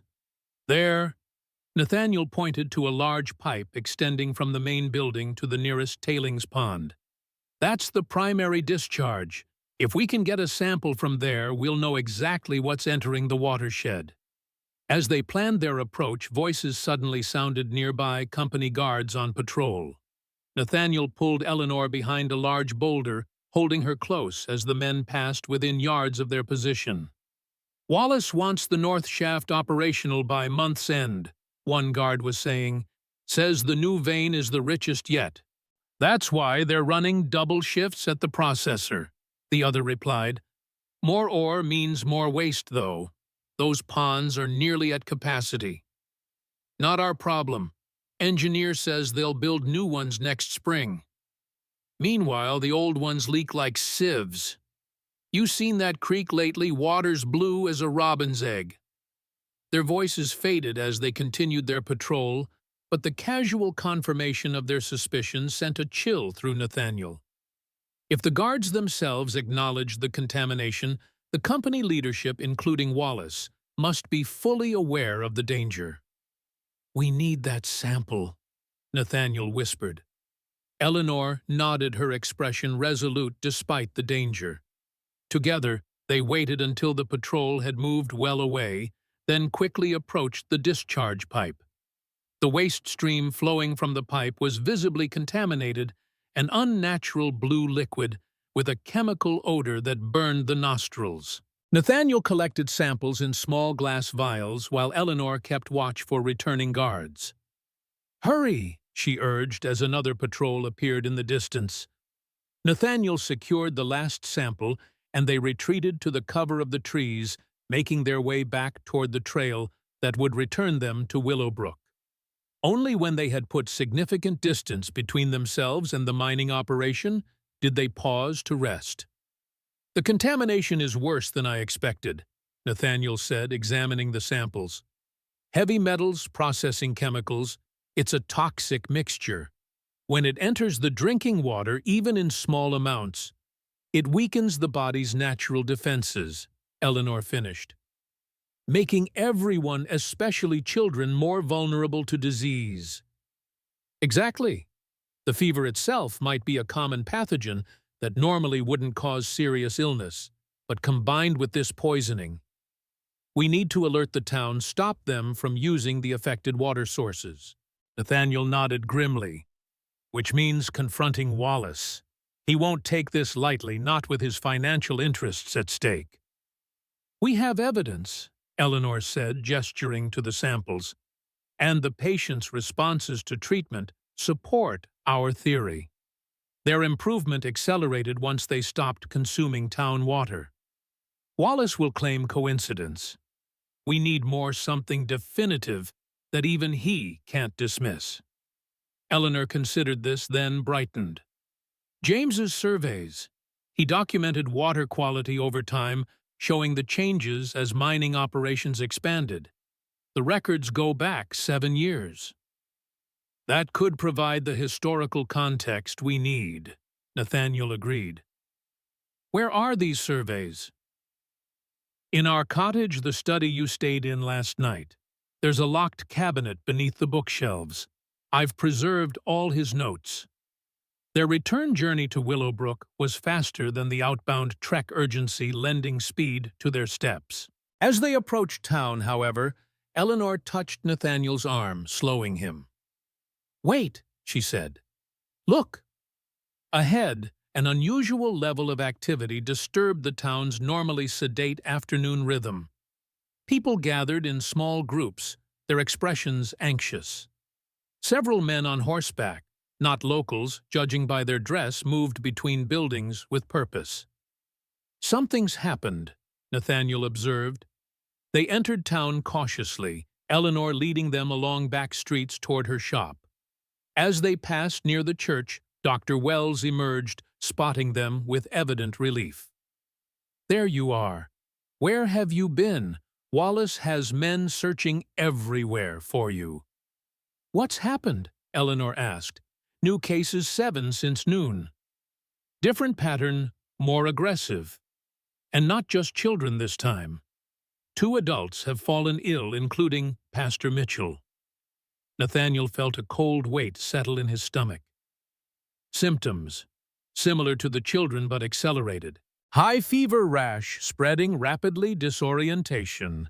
I've administered your medicine, but the response is slower than with previous cases." "The pathogen is adapting," Nathaniel said grimly. "Or the contamination has reached a critical concentration. We need to see the patients immediately." Wells nodded. "They're in the church. But be aware, Wallace is there too, demanding answers. He's not pleased with your absence." "Wallace's feelings are the least of my concerns right now," Nathaniel replied.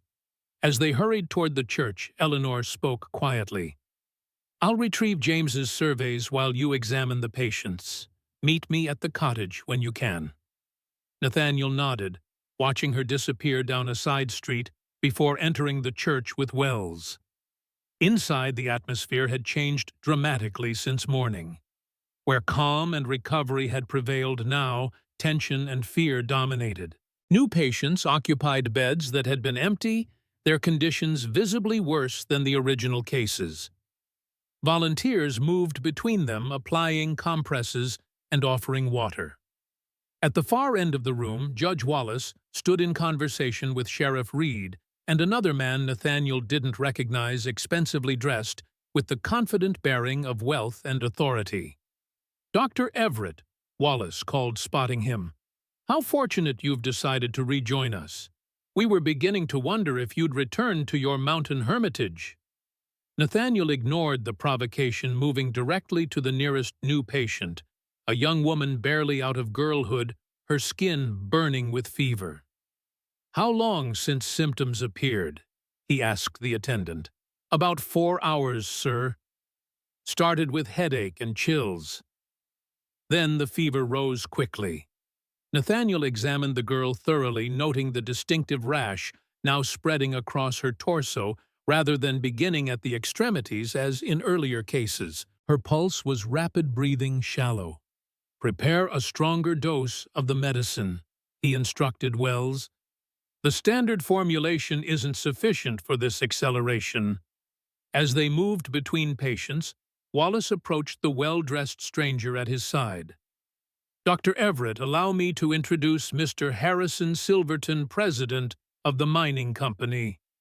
He's very concerned about the outbreak and has generously offered the company's resources to assist."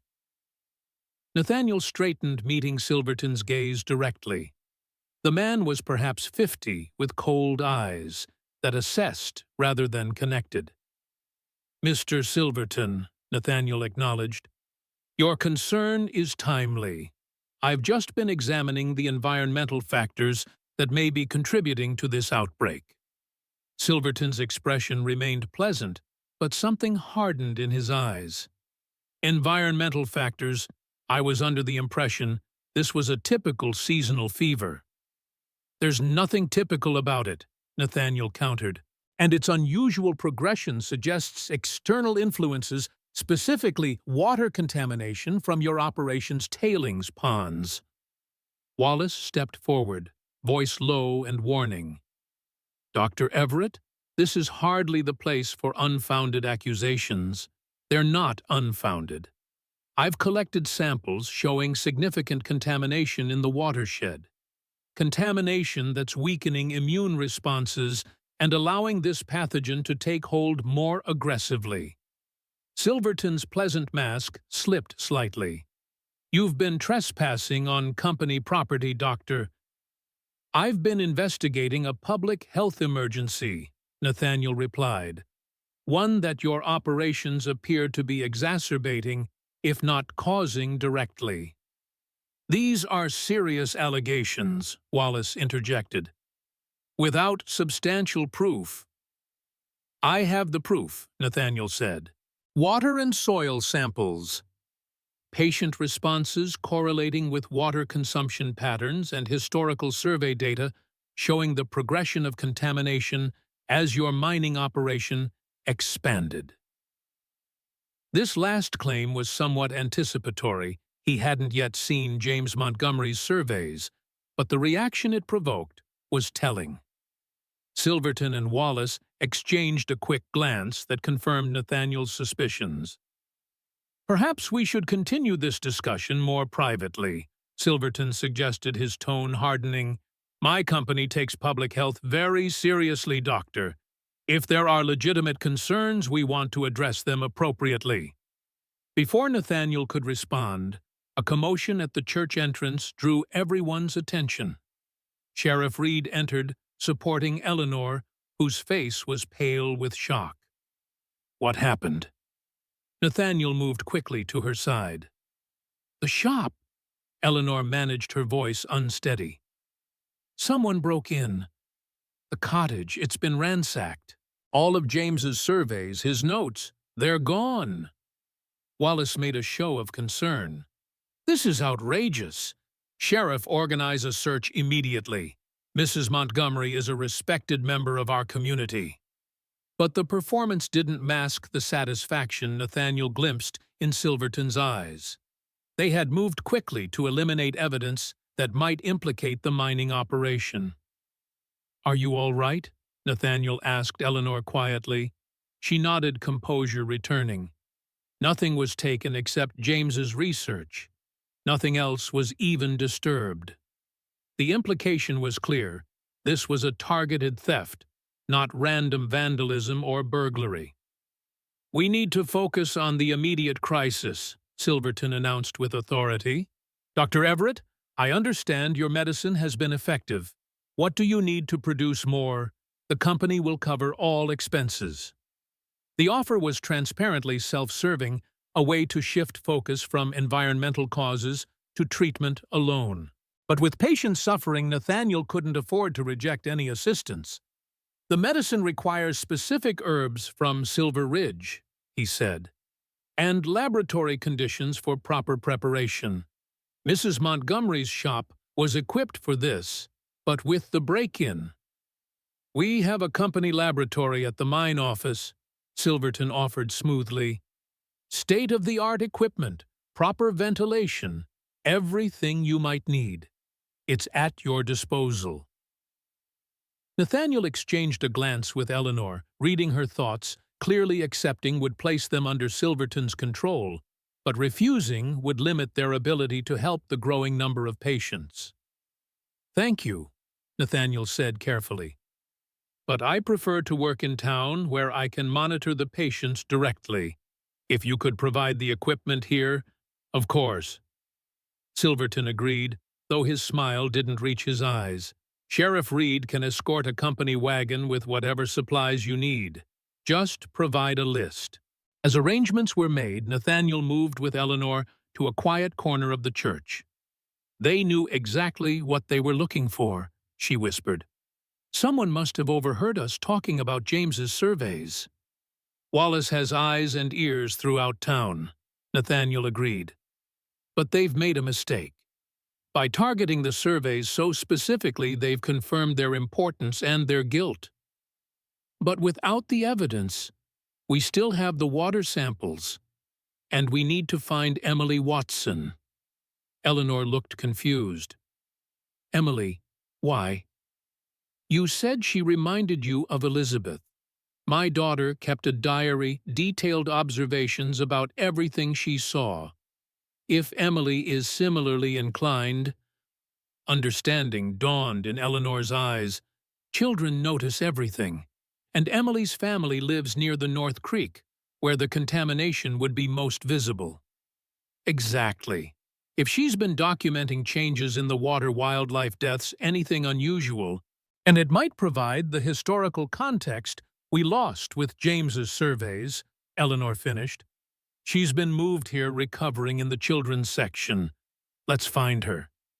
They found Emily awake and much improved, sitting up in bed while reading a book. Her face brightened at the sight of them. Dr. Everett, Miss Nora, did you bring your wolf? She asked eagerly.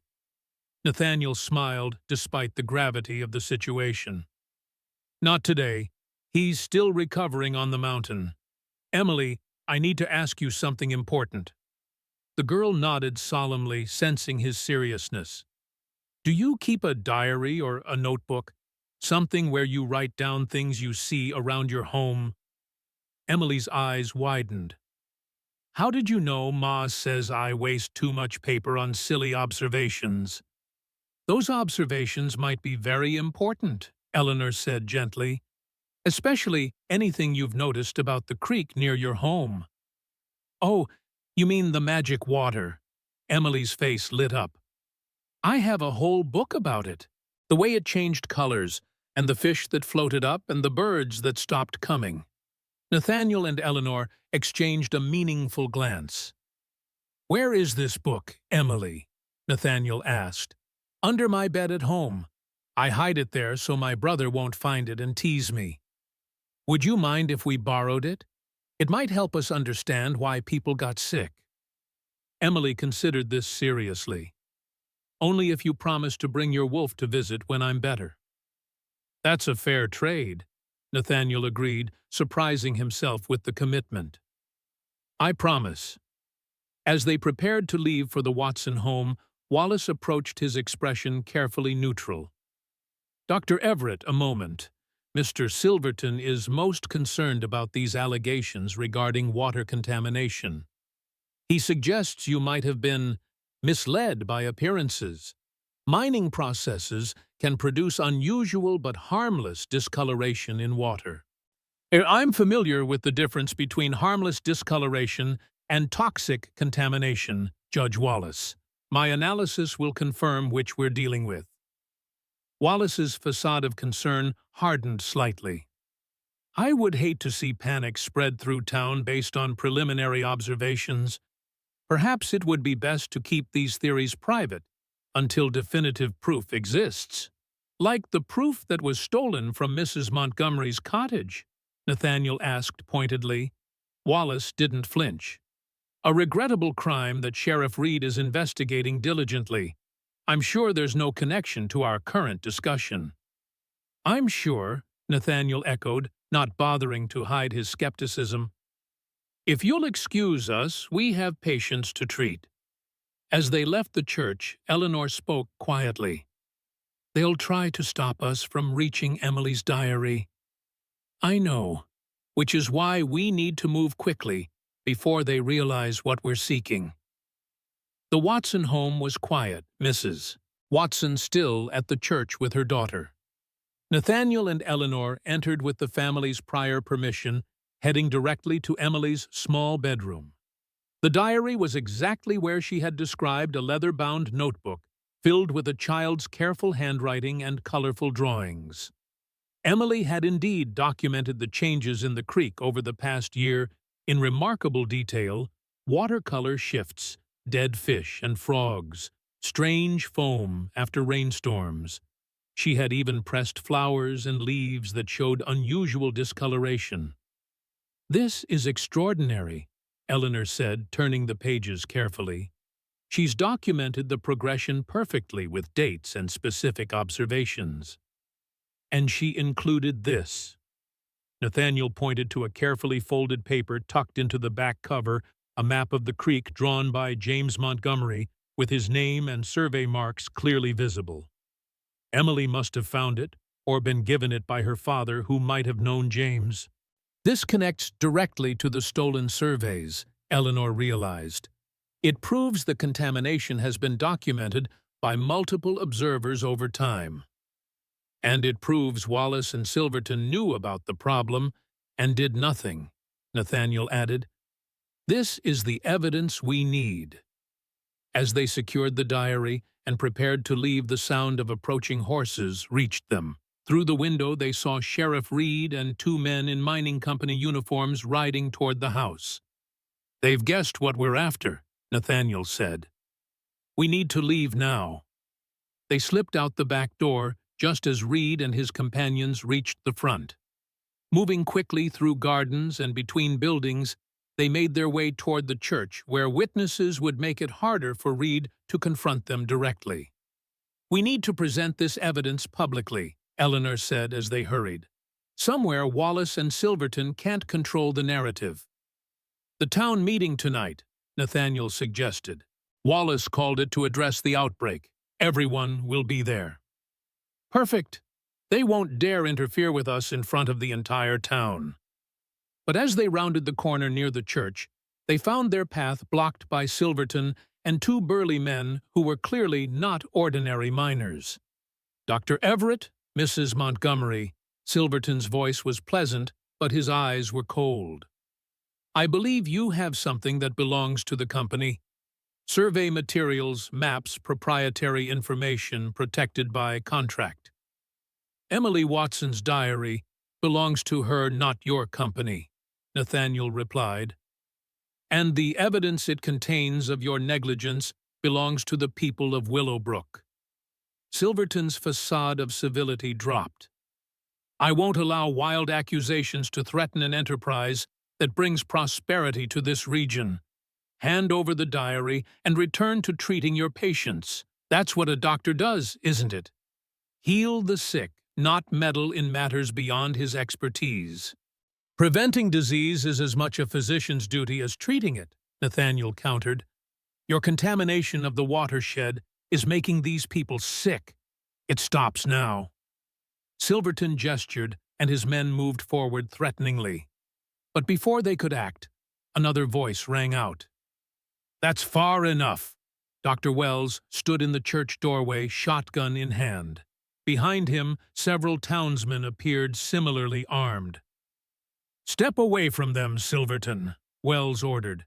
"This has gone far enough." Silverton's eyes narrowed. "This doesn't concern you, Doctor. The health of this town is very much my concern, as is the truth about what's causing this outbreak." Wells gestured with the shotgun. "Now step aside and let them pass."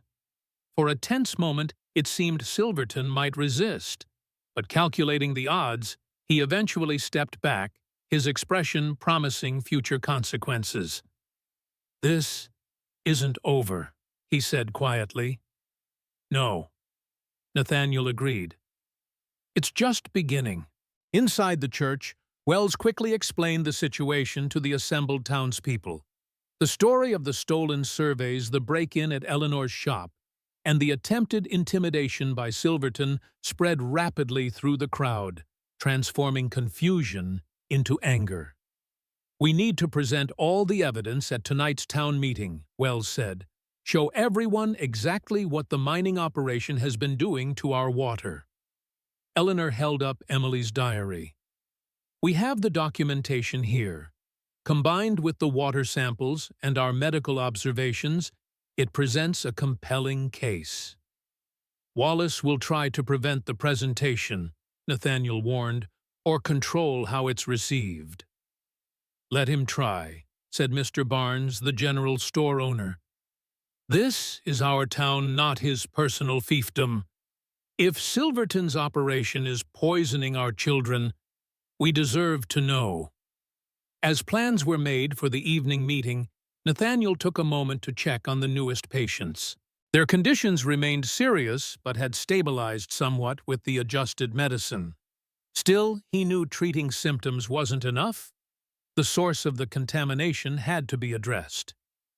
"You've started something significant," Eleanor said quietly, joining him beside a sleeping patient. "This town has accepted Silverton's influence for years, believing the prosperity was worth whatever price. Now they're seeing the true cost." "It wasn't my intention to spark a rebellion," Nathaniel replied. "I came to treat the sick, nothing more." Sometimes healing requires addressing the root cause, not just the symptoms. Eleanor smiled slightly. "Something you and Catherine understood better than most." The mention of his wife brought a familiar pang, but now mixed with something else, a sense that perhaps their work hadn't ended with her death. That through him, through Eleanor, through the evidence they had gathered, something of their shared vision might yet be realized. As evening approached, tension grew throughout Willowbrook. The town hall filled beyond capacity, citizens standing along walls and crowding doorways. Judge Wallace took his position at the front, flanked by Sheriff Reed and Harrison Silverton, whose presence at what should have been a town matter spoke volumes about his influence. "Fellow citizens," Wallace began, voice carrying over the murmurs of the crowd, "we face a serious health crisis. I've called this meeting to provide accurate information and prevent panic.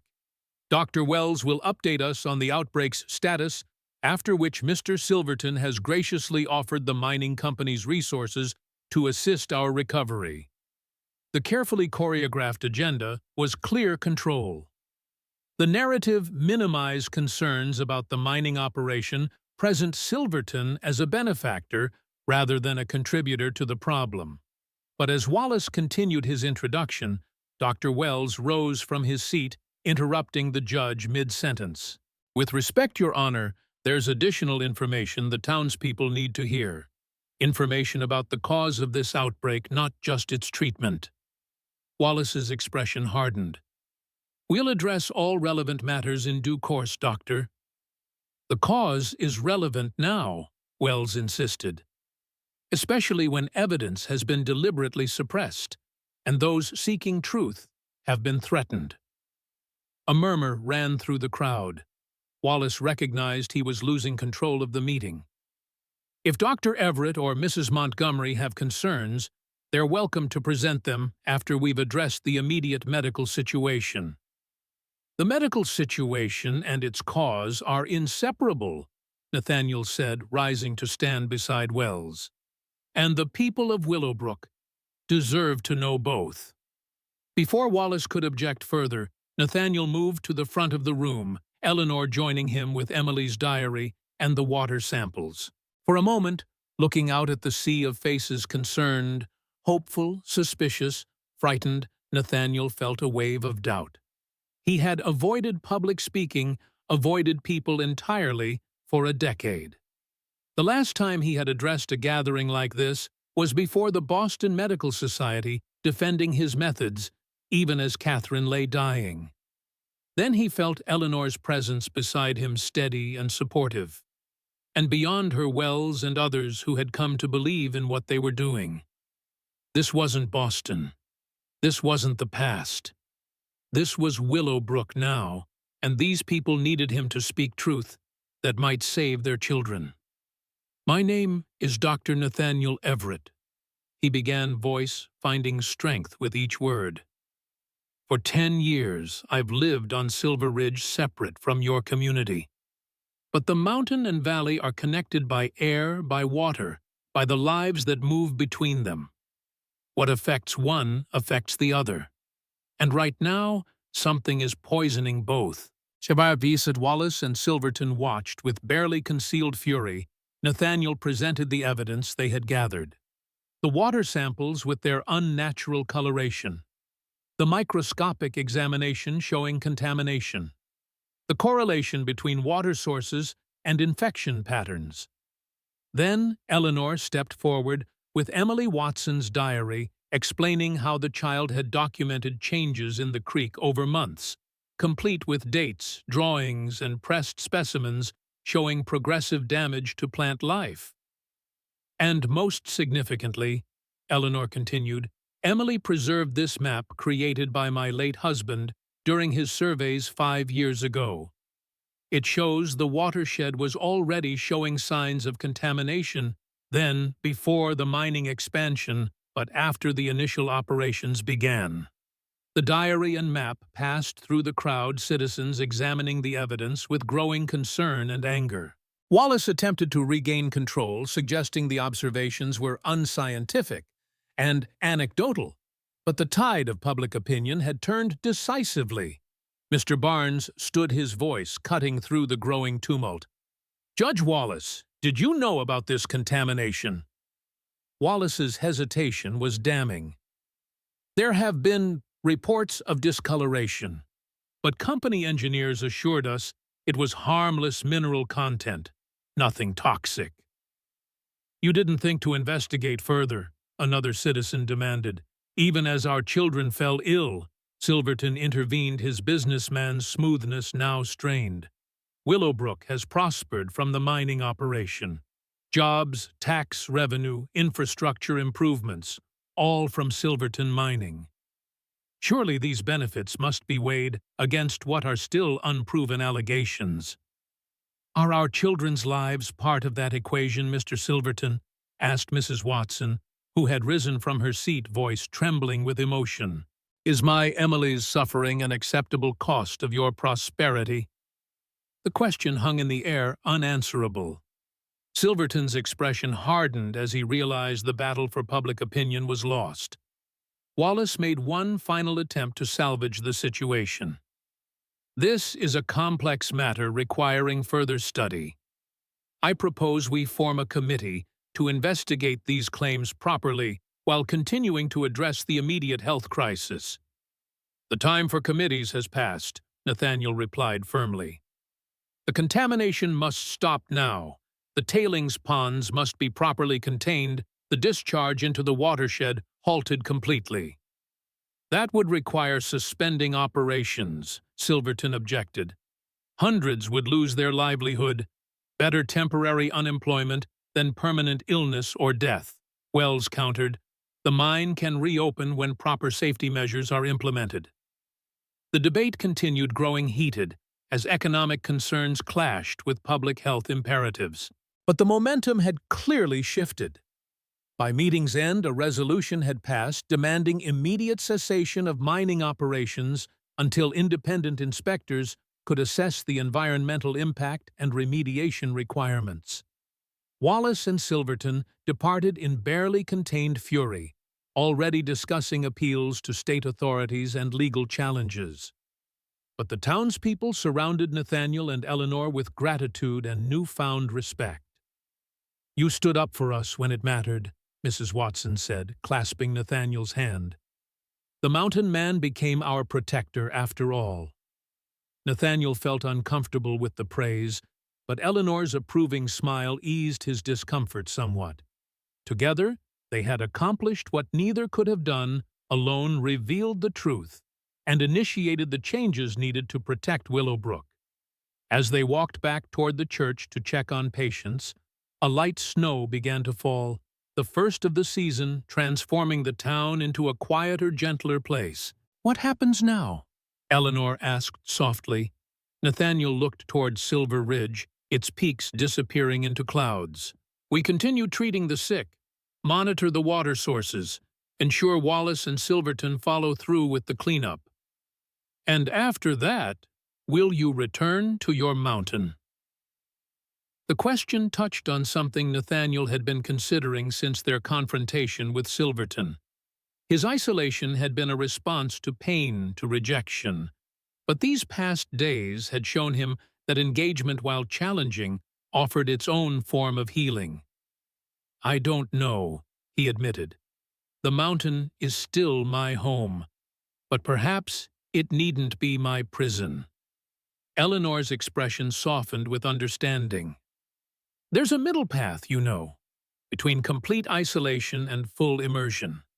a way to be part of this community while maintaining the space you need. As they reached the church, Nathaniel paused, looking at this woman who had drawn him back into the world not through force, but through respect, through shared purpose and quiet strength.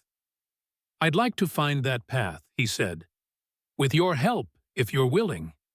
Eleanor's smile was answer enough as they entered the church together, returning to the work of healing that had brought them together and might yet keep them so.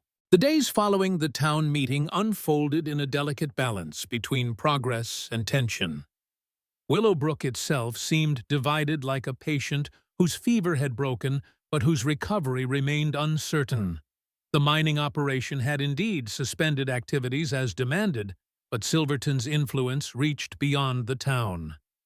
State officials arrived ostensibly to investigate the contamination, though their deference to the mining company president suggested compromised objectivity. Meanwhile, the fever cases stabilized. No new infections appeared after the town switched to water from uncontaminated sources, a spring on the South Ridge that Nathaniel had identified as safe. Those already ill responded well to the treatment, though recovery was slower for the more severe cases. Nathaniel divided his time between patient care and environmental monitoring, collecting daily water samples to track contamination levels. Eleanor managed the makeshift hospital with quiet efficiency, coordinating volunteers and preparing medicines. They worked as partners, their complementary skills creating a harmony neither had experienced in years. Dr. Wells observed this partnership with knowing eyes. "You two function like a well-designed mechanism," he commented one evening as they reviewed patient charts. "Reminds me of the finest medical teams I saw in Chicago during my residency." Nathaniel made a non-committal sound, uncomfortable with the personal observation. But he couldn't deny the truth in Wells's words. Working with Eleanor felt natural, as if they'd practiced together for years rather than days. The most severely affected patients, including Pastor Mitchell, had been moved to a separate room for intensive care. Nathaniel checked on them regularly, adjusting treatments as needed. On this particular evening, he found Mitchell awake and lucid for the first time in days. "Dr. Everett," the pastor greeted him weakly, "I understand I have you to thank for my continued presence in this world." "Your constitution deserves most of the credit," Nathaniel replied, checking the man's pulse. "Strong for a man of your years." Mitchell smiled faintly. "God's work for me isn't finished yet, I suppose." He studied Nathaniel with surprising clarity. "Nor is yours, doctor. You've found purpose here again, haven't you?" The observation, so direct and insightful, caught Nathaniel off guard. "I'm simply treating the sick. It's what doctors do." "Is it? Then why did you stop for 10 years? Mitchell's tone held no accusation, only gentle curiosity. "What changed?" Nathaniel busied himself with adjusting the pastor's blankets, avoiding the penetrating gaze. "Rest now. Your strength is returning, but slowly." "Mrs. Montgomery," Mitchell said, undeterred. "She's what changed. She brought you back to yourself." Before Nathaniel could respond, a commotion outside drew his attention. Raised voices, the sound of heavy boots on wooden floors. He moved quickly to the main hall where Eleanor and Wells were confronting Sheriff Reed and 2 state officials in formal attire. "What's happening?" Nathaniel asked, joining them. Reed looked uncomfortable, avoiding direct eye contact. "These gentlemen are from the State Environmental Commission. They've come about the water testing." The taller official, a thin man with wire-rimmed glasses and a perpetual frown, stepped forward. "Dr. Everett, I'm Commissioner Hargrove. We understand you've been conducting independent testing of water sources and making claims about mining-related contamination." "Not claims, observations. Scientifically verified observations," Nathaniel corrected. "Yes, well, that's precisely the issue. The Commission is the only body legally authorized to make such determinations. We'll need all your samples and testing equipment turned over to us immediately. Eleanor moved closer to Nathaniel, her posture protective. On what authority? The second official produced a document bearing official seals. State Health Code Section 12, Paragraph 3. During public health emergencies, all testing related to potential contamination must be conducted or supervised by commission-approved personnel. Wells examined the document with a skeptical eye. This regulation applies to commercial testing facilities, not physicians responding to immediate medical crises. The interpretation has been reviewed by the state attorney's office, Hargrove replied dismissively. Now, the samples, please. Nathaniel recognized the strategy legal maneuvering to control the narrative, suppress independent findings, protect Silverton's interests. He had seen similar tactics in Boston when hospital administrators sought to discredit his research. The samples were collected as part of medical diagnosis and treatment, he said firmly. They fall under physician-patient confidentiality. Hargrove's expression hardened. Doctor obstruction could result in charges. I strongly advise compliance. Reed shifted uncomfortably. They have the authority, Dr. Everett, and Judge Wallace has ordered me to assist them. Of course Wallace was involved. The judge had been conspicuously absent since the town meeting, working behind the scenes rather than facing public scrutiny. Eleanor touched Nathaniel's arm lightly. Give them the samples, she said quietly.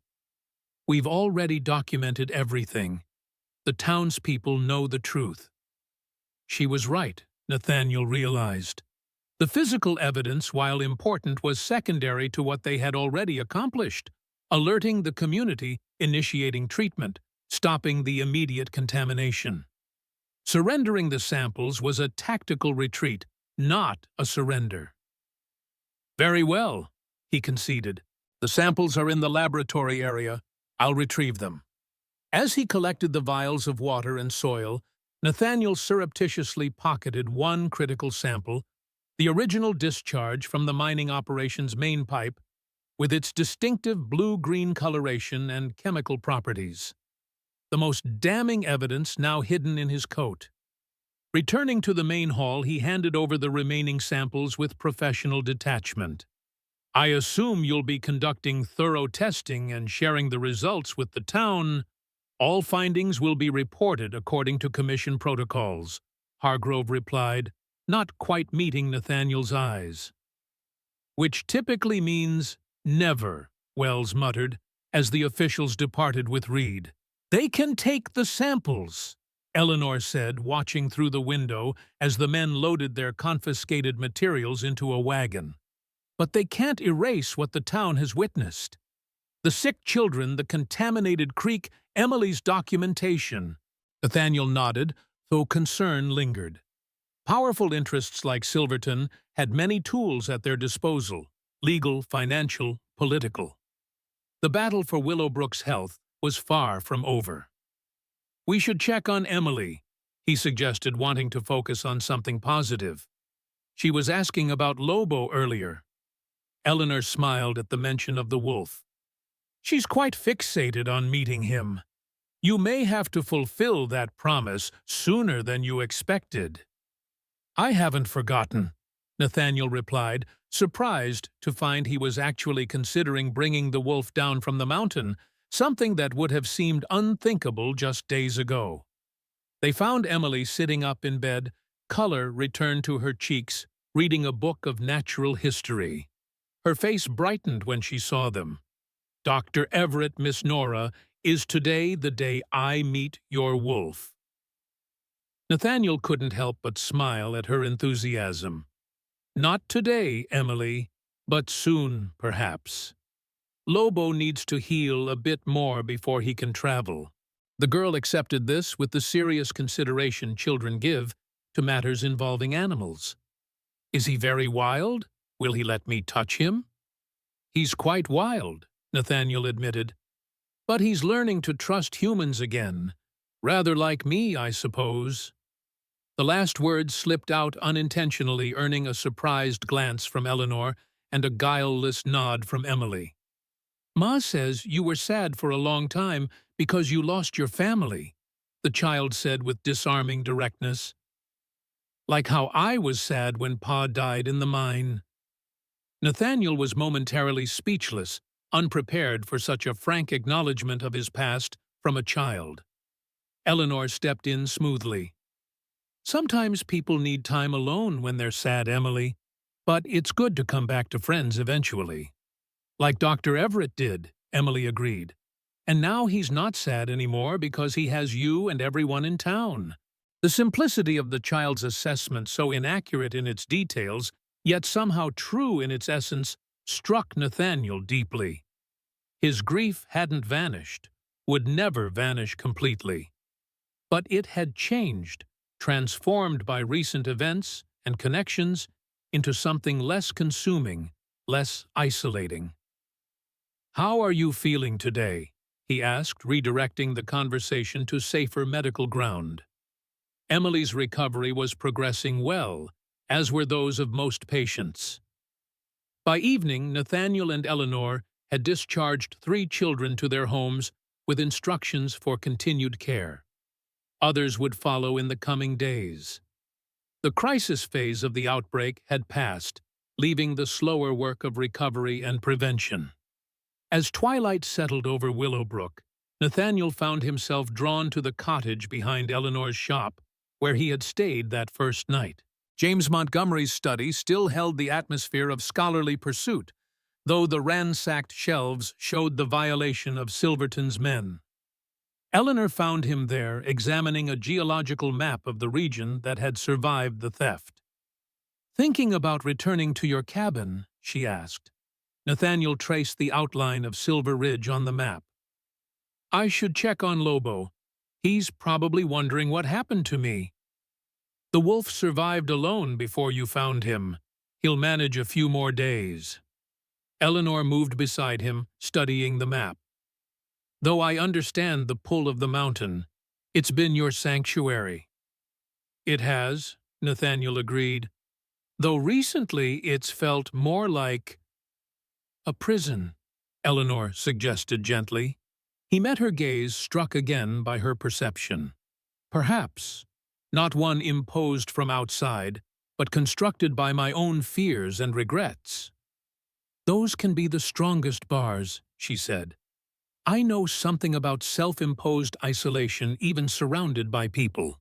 The admission created a moment of connection between them, an acknowledgement of shared experience despite their different paths. In the quiet of the study, with evening shadows gathering, Nathaniel felt an impulse toward openness he had resisted for years. "After Boston," he began haltingly, "after losing Catherine and the children, I couldn't face practicing medicine anymore. Each patient reminded me of my failure to save my own family. Each diagnosis carried the weight of potential error, potential loss." Eleanor listened without interruption, allowing him the space to find words for long-buried feelings. "The mountain offered escape. No expectations, no responsibilities beyond my own survival. I told myself I was continuing our research, maintaining Catherine's legacy. But in truth, I was hiding from the pain of human connection." "And now?" Eleanor asked softly. Before Nathaniel could respond, urgent knocking interrupted. Sheriff Reed stood at the doorway, his expression grave. "Doctor, you're needed at the church. Emily Watson has taken a severe turn. Dr. Wells sent me to find you." The peaceful moment shattered. Nathaniel grabbed his medical bag. "What symptoms?" "Fever returned higher than before. Convulsions. The rash has spread to her face and neck."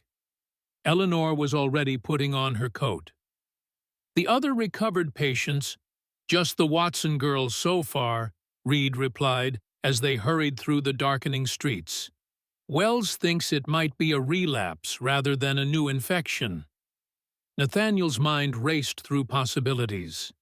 Relapse could indicate the pathogen had developed resistance to their treatment, or that the initial recovery had been incomplete, the infection merely dormant rather than eliminated. At the church, they found chaos. Emily thrashed on her bed, her temperature alarmingly high, her breathing rapid and shallow. Dr.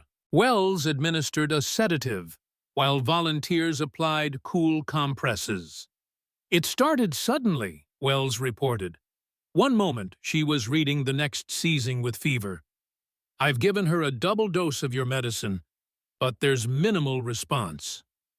Nathaniel examined Emily quickly, noting the unusual progression of symptoms. The rash pattern had changed, becoming more concentrated around her throat and face rather than spreading evenly as before.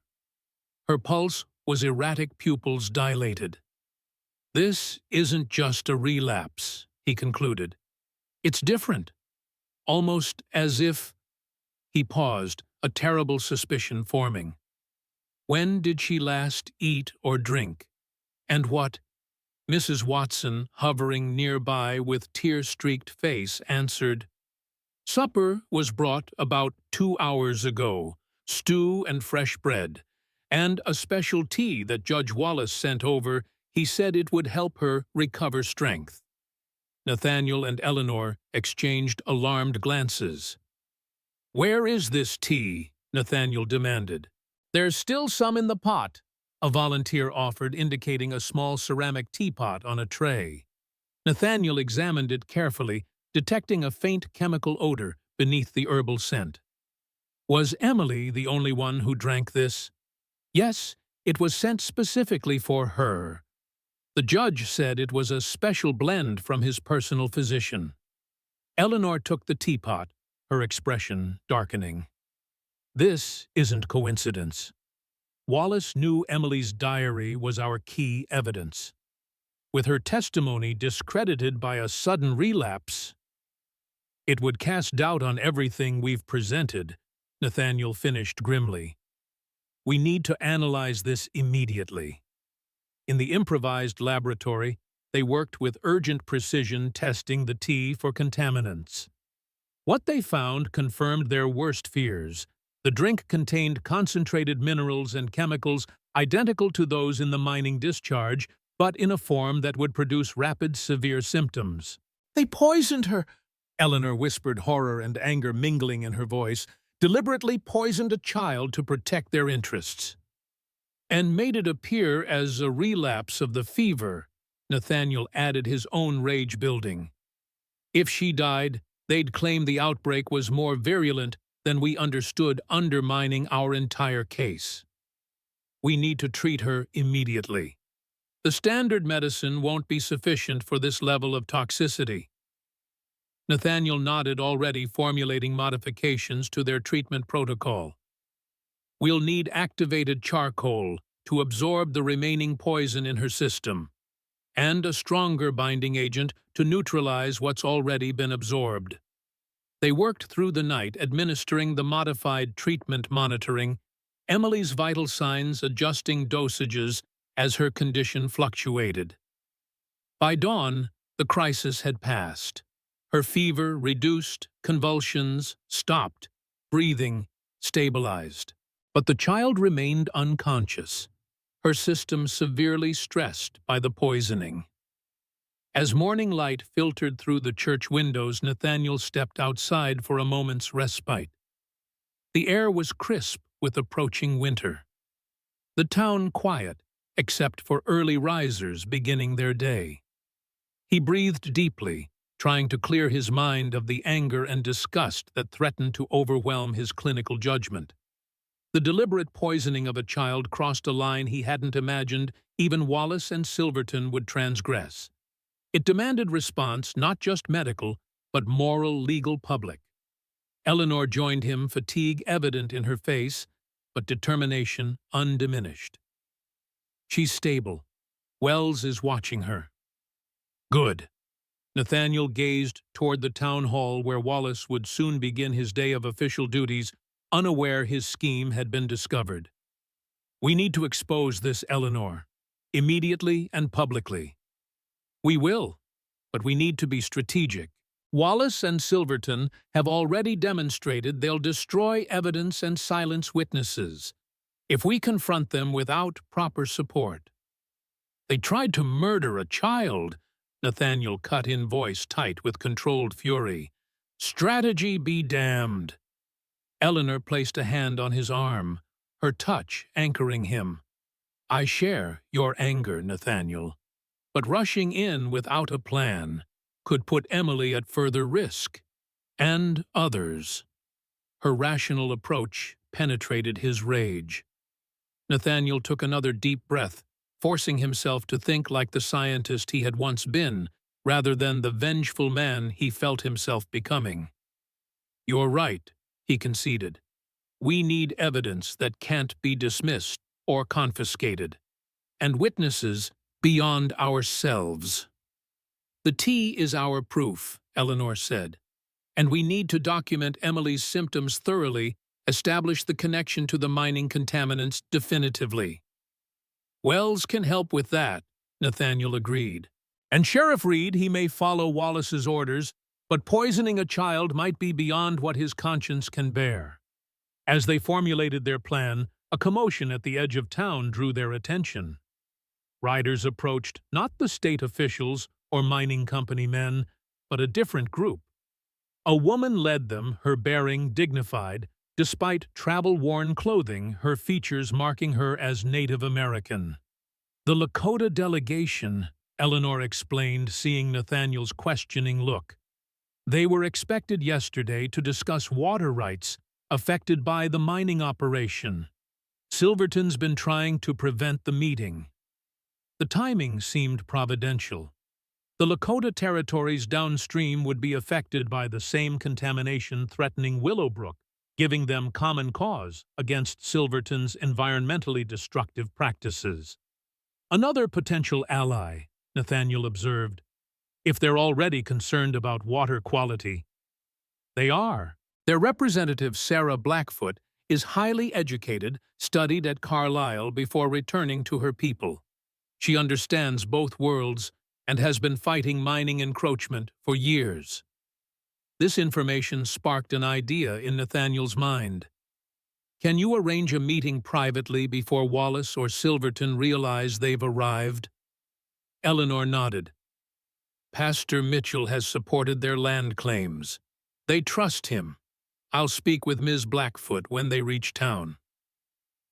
While Eleanor departed to make arrangements, Nathaniel returned to Emily's bedside. The girl remained unconscious but stable, her breathing regular color slowly returning to her face. Mrs. Watson sat nearby, exhaustion and worry etched in her features. She's improving, Nathaniel assured her.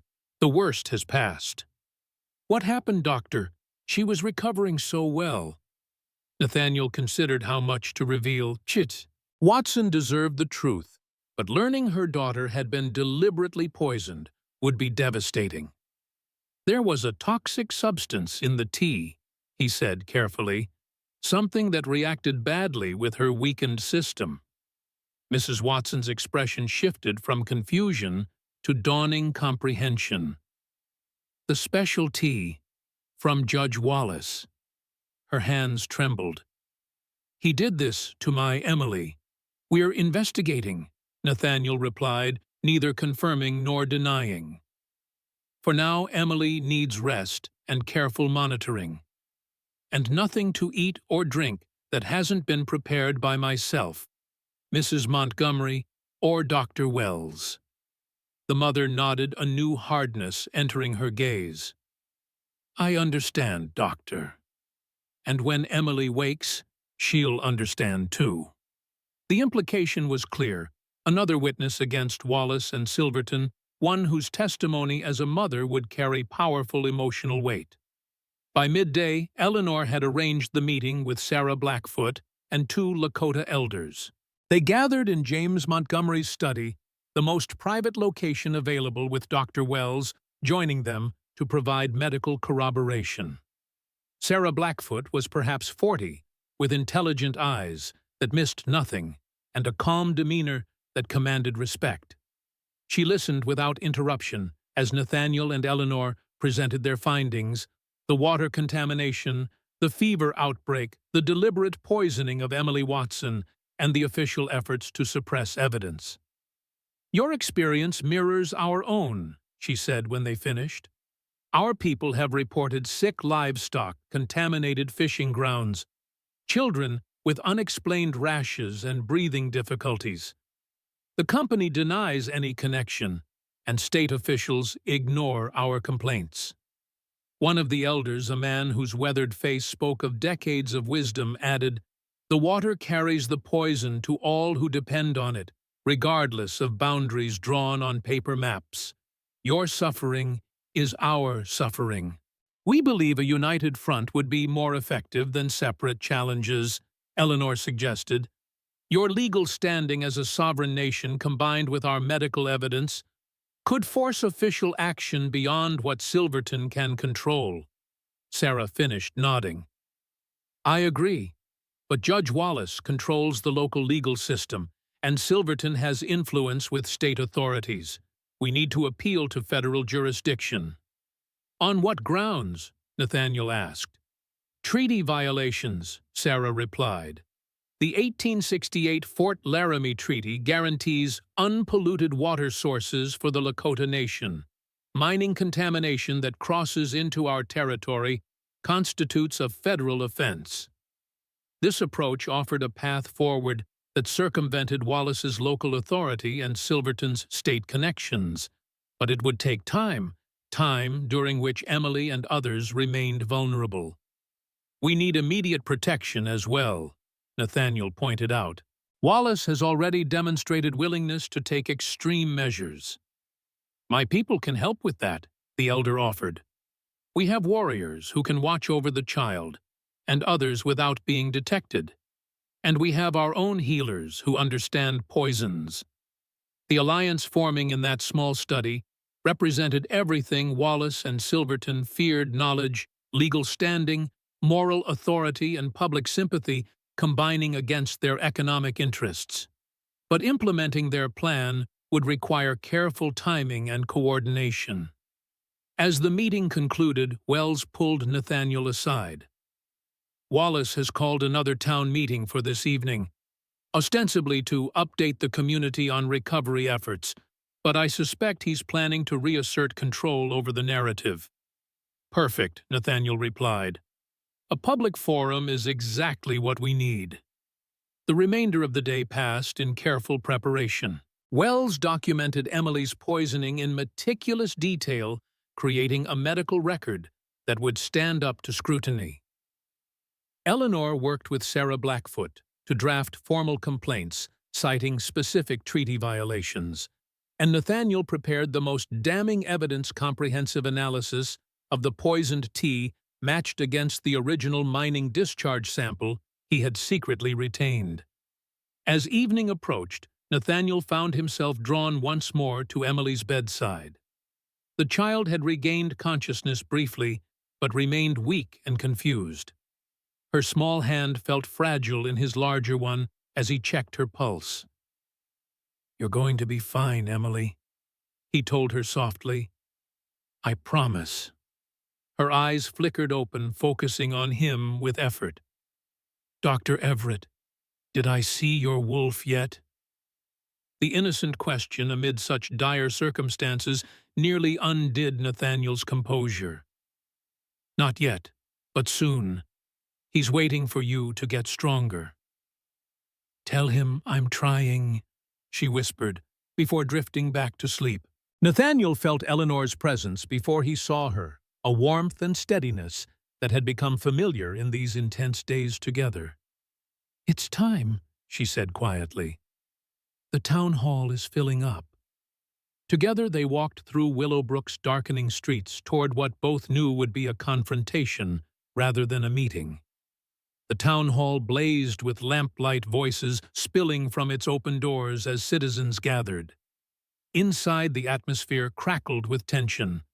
Wallace stood at the front with Silverton and the state officials, their expressions suggesting confidence in their control of the proceedings. That confidence visibly faltered when Nathaniel and Eleanor entered, followed by Sarah Blackfoot and the Lakota elders in their formal attire. The unexpected alliance clearly hadn't been part of Wallace's calculations. "Dr. Everett," Wallace acknowledged stiffly. "Mrs. Montgomery, I wasn't aware you'd invited guests to our town meeting." The Lakota delegation was already scheduled to meet with town officials regarding water rights, Eleanor replied smoothly. Given the current health crisis and its connection to water quality, their presence seemed appropriate. Wallace's jaw tightened, but protocol demanded courtesy to the native delegation, at least publicly. "Of course. Welcome to Willowbrook. Now, if we could proceed with our agenda." "A moment, Judge Wallace," Nathaniel interrupted, moving to the center of the room. "Before your prepared statements, there's an urgent matter the town should know about. Dr. Everett, we have a structured agenda." "Emily Watson was poisoned last night," Nathaniel announced, his voice carrying to every corner of the hall. "Poisoned by a special tea sent specifically to her, a tea containing concentrated versions of the same toxins found in the mining operation's discharge." The room erupted in shocked murmurs and exclamations. "Mrs. Watson stood, her voice trembling but clear. The tea came with a note from Judge Wallace, said it would help my daughter recover." All eyes turned to Wallace, whose face had drained of color. "This is absurd. I sent no tea. This is clearly an attempt to divert attention from the fact that your treatment failed, Doctor. The child relapsed, nothing more." "Then you won't object to this," Nathaniel replied, producing a document from his coat. "A formal request for federal investigation into treaty violations and attempted murder of a child witness, addressed to the U.S. Marshal's Office and the Department of Interior." Silverton stepped forward, abandoning pretense of disinterest. "This meeting is over. These accusations are libelous and will be addressed through proper legal channels." "Like the proper channels that confiscated our water samples," Eleanor challenged. "Or the proper channels that broke into my shop and stole research documents?" Sarah Blackfoot moved to stand beside Nathaniel and Eleanor, her presence adding gravity to the confrontation. "The Lakota Nation has documented systematic pollution of treaty-protected waterways by Silverton Mining Company. We have petitioned for federal intervention on grounds of treaty violation and public health emergency. The Unified Front medical evidence, eyewitness testimony, legal standing, and moral authority created a momentum Wallace and Silverton hadn't anticipated. As the townspeople processed these revelations, their expressions shifted from confusion to anger. Mr. Barnes stood, addressing Wallace directly. "Judge, did you send that tea to the Watson girl?" Wallace's hesitation was damning. "I may have had my housekeeper prepare a traditional remedy, but if it contained anything harmful, I had no knowledge of it."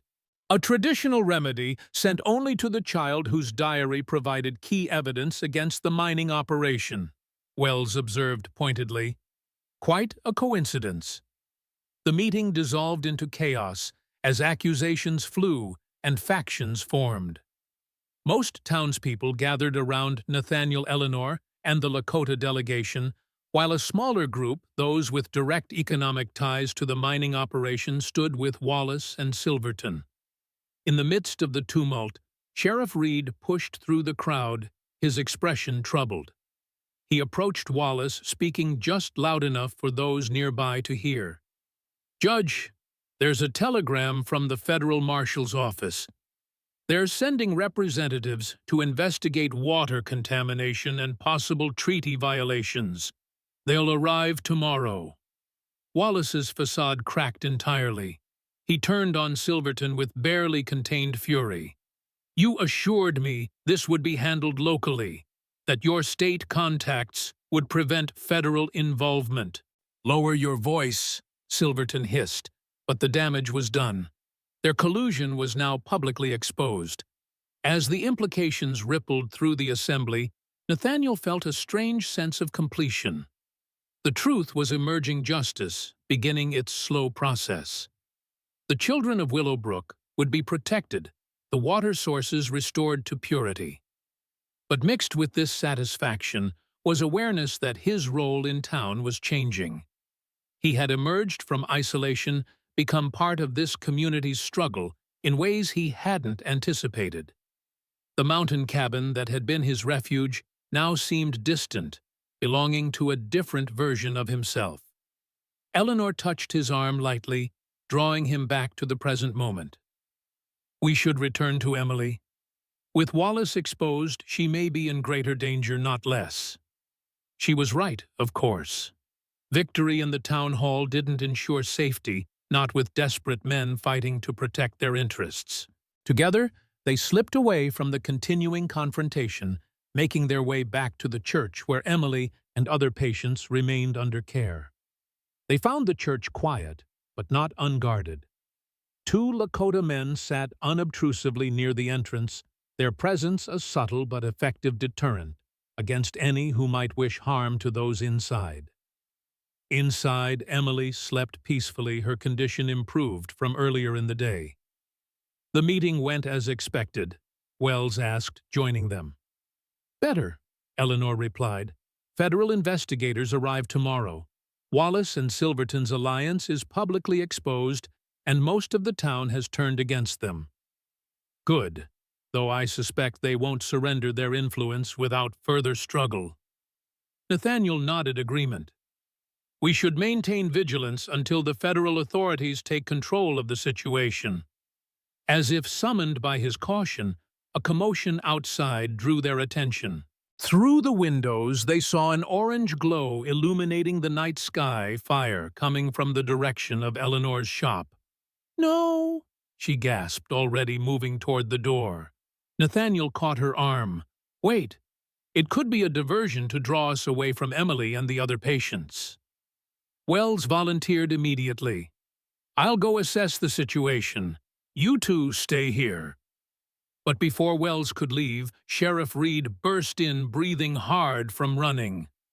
"Dr. Everett, Mrs. Montgomery Wallace has ordered your arrest for public endangerment and practicing medicine without proper state authorization. Silverton's men are coming to seize all your medical supplies and documentation, and they've set fire to the apothecary shop to destroy remaining evidence." "Under what authority?" Nathaniel demanded. "Federal jurisdiction supersedes local in treaty matters." "Wallace doesn't care about authority anymore," Reed replied grimly. "He's desperate. The fire is just the beginning. You need to leave town immediately, both of you." Eleanor's face paled at the news of her shop burning, but her voice remained steady. "We can't abandon the patients, or the evidence we've gathered." "My deputies will protect the patients," Reed assured her.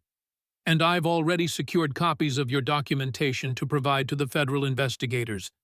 But you two are in immediate danger." The severity of their situation became clear as shouts and approaching torchlight appeared outside the church. A mob, led by Wallace and Silverton's supporters, was advancing, their intentions unmistakably hostile. "The mountain," Nathaniel decided quickly. "My cabin. We can reach it by the eastern trail and hold out there until federal authorities arrive." Reed nodded approval. "I'll create a diversion to cover your departure. Take the back path through the cemetery. Horses are waiting at the old mill." As the sheriff hurried out, Nathaniel gathered their most essential supplies and documentation. Eleanor moved to Emily's bedside for a quick farewell. "Dr. Wells will take care of you," she told the drowsy child. "We'll return soon." "With the wolf?" Emily asked, managing a small smile. "With the wolf," Eleanor promised. The escape through Willowbrook's darkened streets felt surreal to Nathaniel. A man who had avoided human contact for a decade now, fleeing human pursuers, responsible not only for his own safety, but for Eleanor's as well. They moved swiftly but cautiously, using shadows and knowledge of the town's layout to avoid detection. Behind them, the glow of Eleanor's burning shop illuminated the night sky, a stark reminder of the depths to which Wallace and Silverton would sink to protect their interests. Ahead lay the mountain Nathaniel's refuge, soon to be their shared sanctuary. The horses Reed had arranged were indeed waiting saddled and ready at the abandoned mill. Within minutes, they were galloping toward the eastern trail that wound up Silver Ridge. The path was treacherous in darkness, but Nathaniel knew every turn, every hazard. Eleanor followed his lead with the confidence of an experienced rider, maintaining pace despite the difficult terrain. Only when they were well up the mountainside did they pause to rest the horses and look back at Willowbrook below. From this distance, the town appeared peaceful, the scattered lights giving no indication of the conflict unfolding within. "Your home," Eleanor said softly. "Your shop. I'm sorry." "Buildings can be rebuilt," she replied, though pain edged her voice. "Lives cannot be replaced. Emily and the others are what matter now." Her resilience touched Nathaniel deeply. This woman had lost so much husband-son, now her livelihood yet remained focused on others' welfare rather than her own losses. They continued upward as the night deepened, the mountain air growing colder with elevation. When they finally reached Nathaniel's cabin, both were exhausted from the journey and the emotional intensity of the day's events. Lobo greeted them at the door, his initial wariness of Eleanor quickly replaced by cautious acceptance as he sensed Nathaniel's trust in her. The wolf's leg had healed remarkably well. He moved with only slight favoring of the formerly injured limb. "He remembers you," Nathaniel observed as Lobo allowed Eleanor to stroke his thick fur. "From your previous visit." "Animals sense intentions better than humans sometimes," she replied. "They know who means harm and who doesn't." The cabin felt different with Eleanor's presence, smaller in physical dimension, but somehow larger in possibility. Nathaniel built up the fire while she arranged their supplies and documents, creating order from the chaos of their hasty departure. "We should be safe here until the federal investigators arrive," Nathaniel said, finally allowing himself to relax slightly. "The trail is difficult to follow even in daylight for those unfamiliar with the mountain. And if they do find us, there are caves further up where we can hide if necessary, places only I know." Eleanor nodded, accepting his assurance.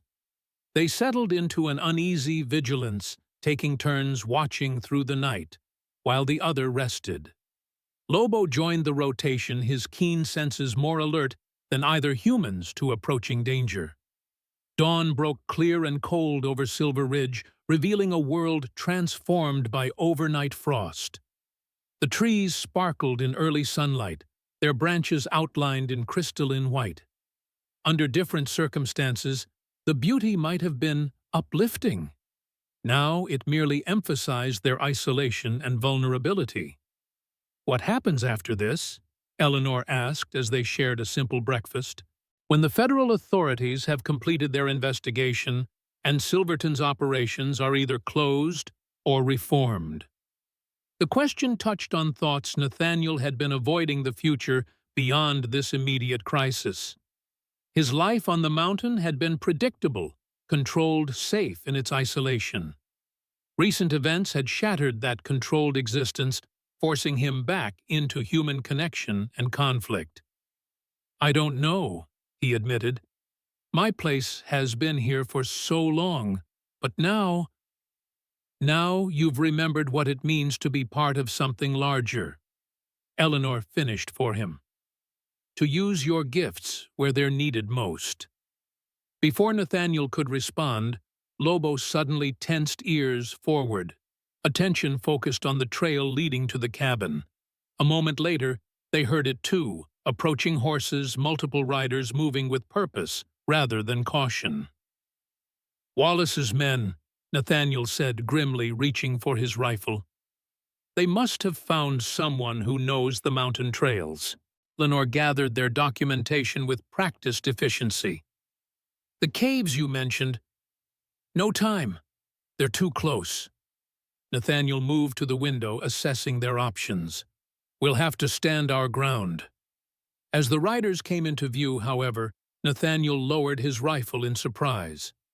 Leading the group was Sheriff Reed, accompanied not by Wallace's supporters, but by two men wearing the distinctive badges of U.S. Marshals. "Dr. Everett," Reed called as they approached.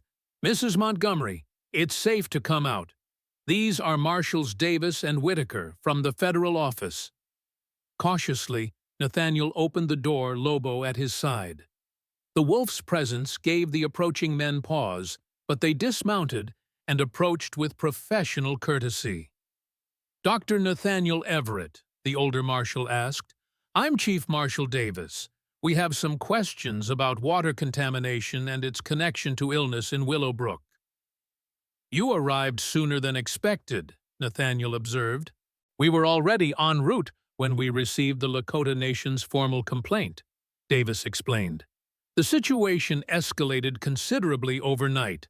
Judge Wallace attempted to organize what amounted to a lynch mob against you and Mrs. Montgomery."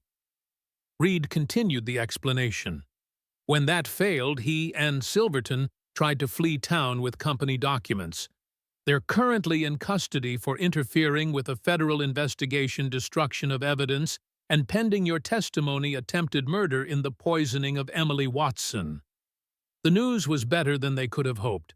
Not only had federal authorities intervened, but Wallace and Silverton were already facing consequences for their actions. "The patients?" Eleanor asked urgently. "Emily and the others. All stable and improving," Reed assured her. "Dr. Wells has continued the treatments you established, and the Lakota healers have contributed their knowledge as well." Marshal Davis stepped forward. "We need your formal statements and evidence to proceed with charges against Wallace, Silverton, and the mining company. And there's considerable interest in your medical approach to treating the contamination victims. The Federal Health Service has expressed desire to consult with you both."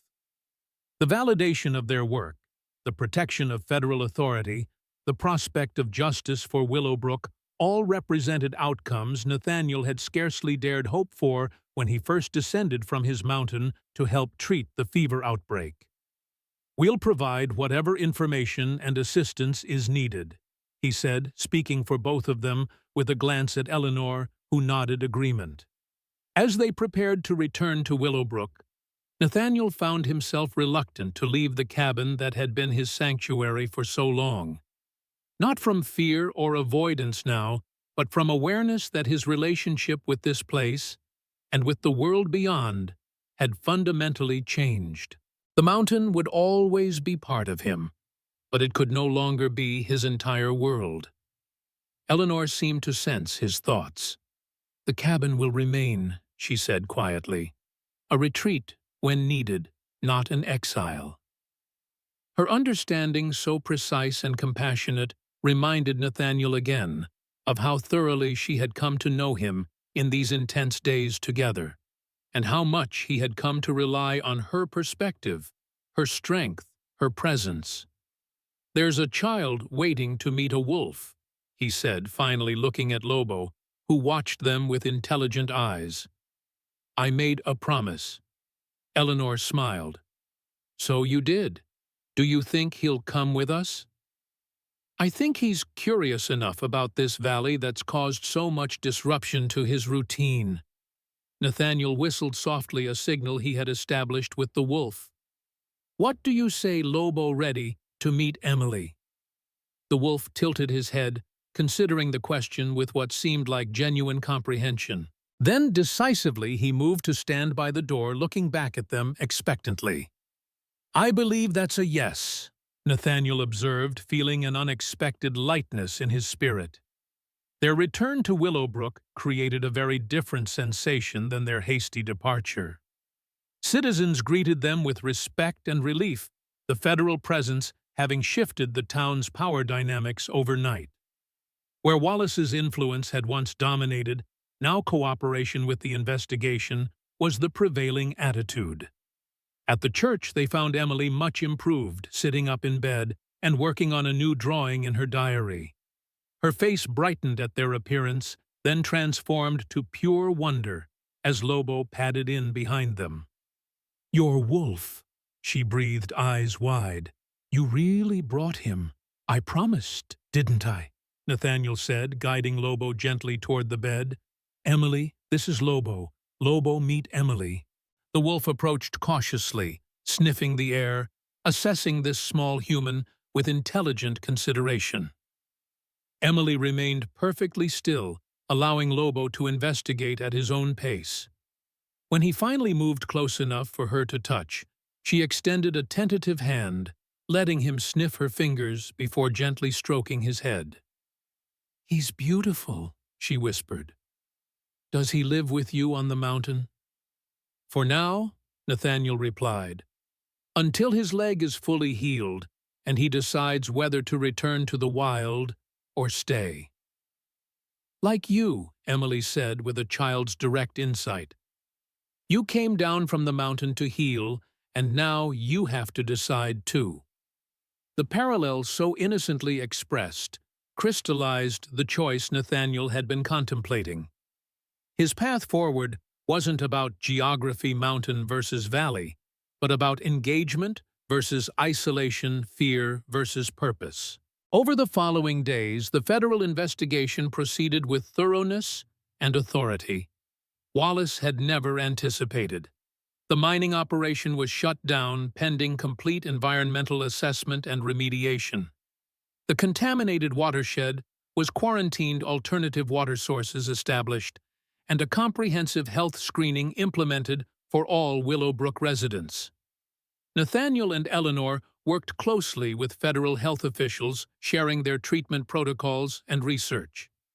Their approach to the fever, combining traditional medicine with botanical compounds and innovative delivery methods, earned recognition that might lead to wider adoption in similar cases.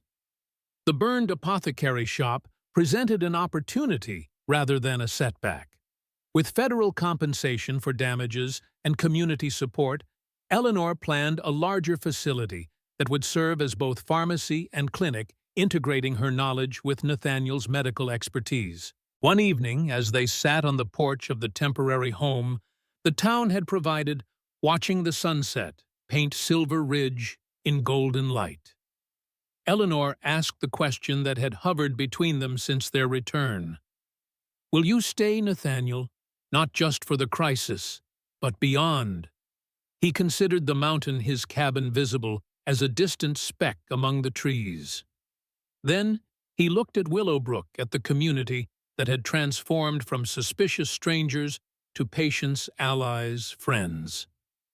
"Catherine always said a doctor's place is where healing is needed," he said finally. "I forgot that for a long time.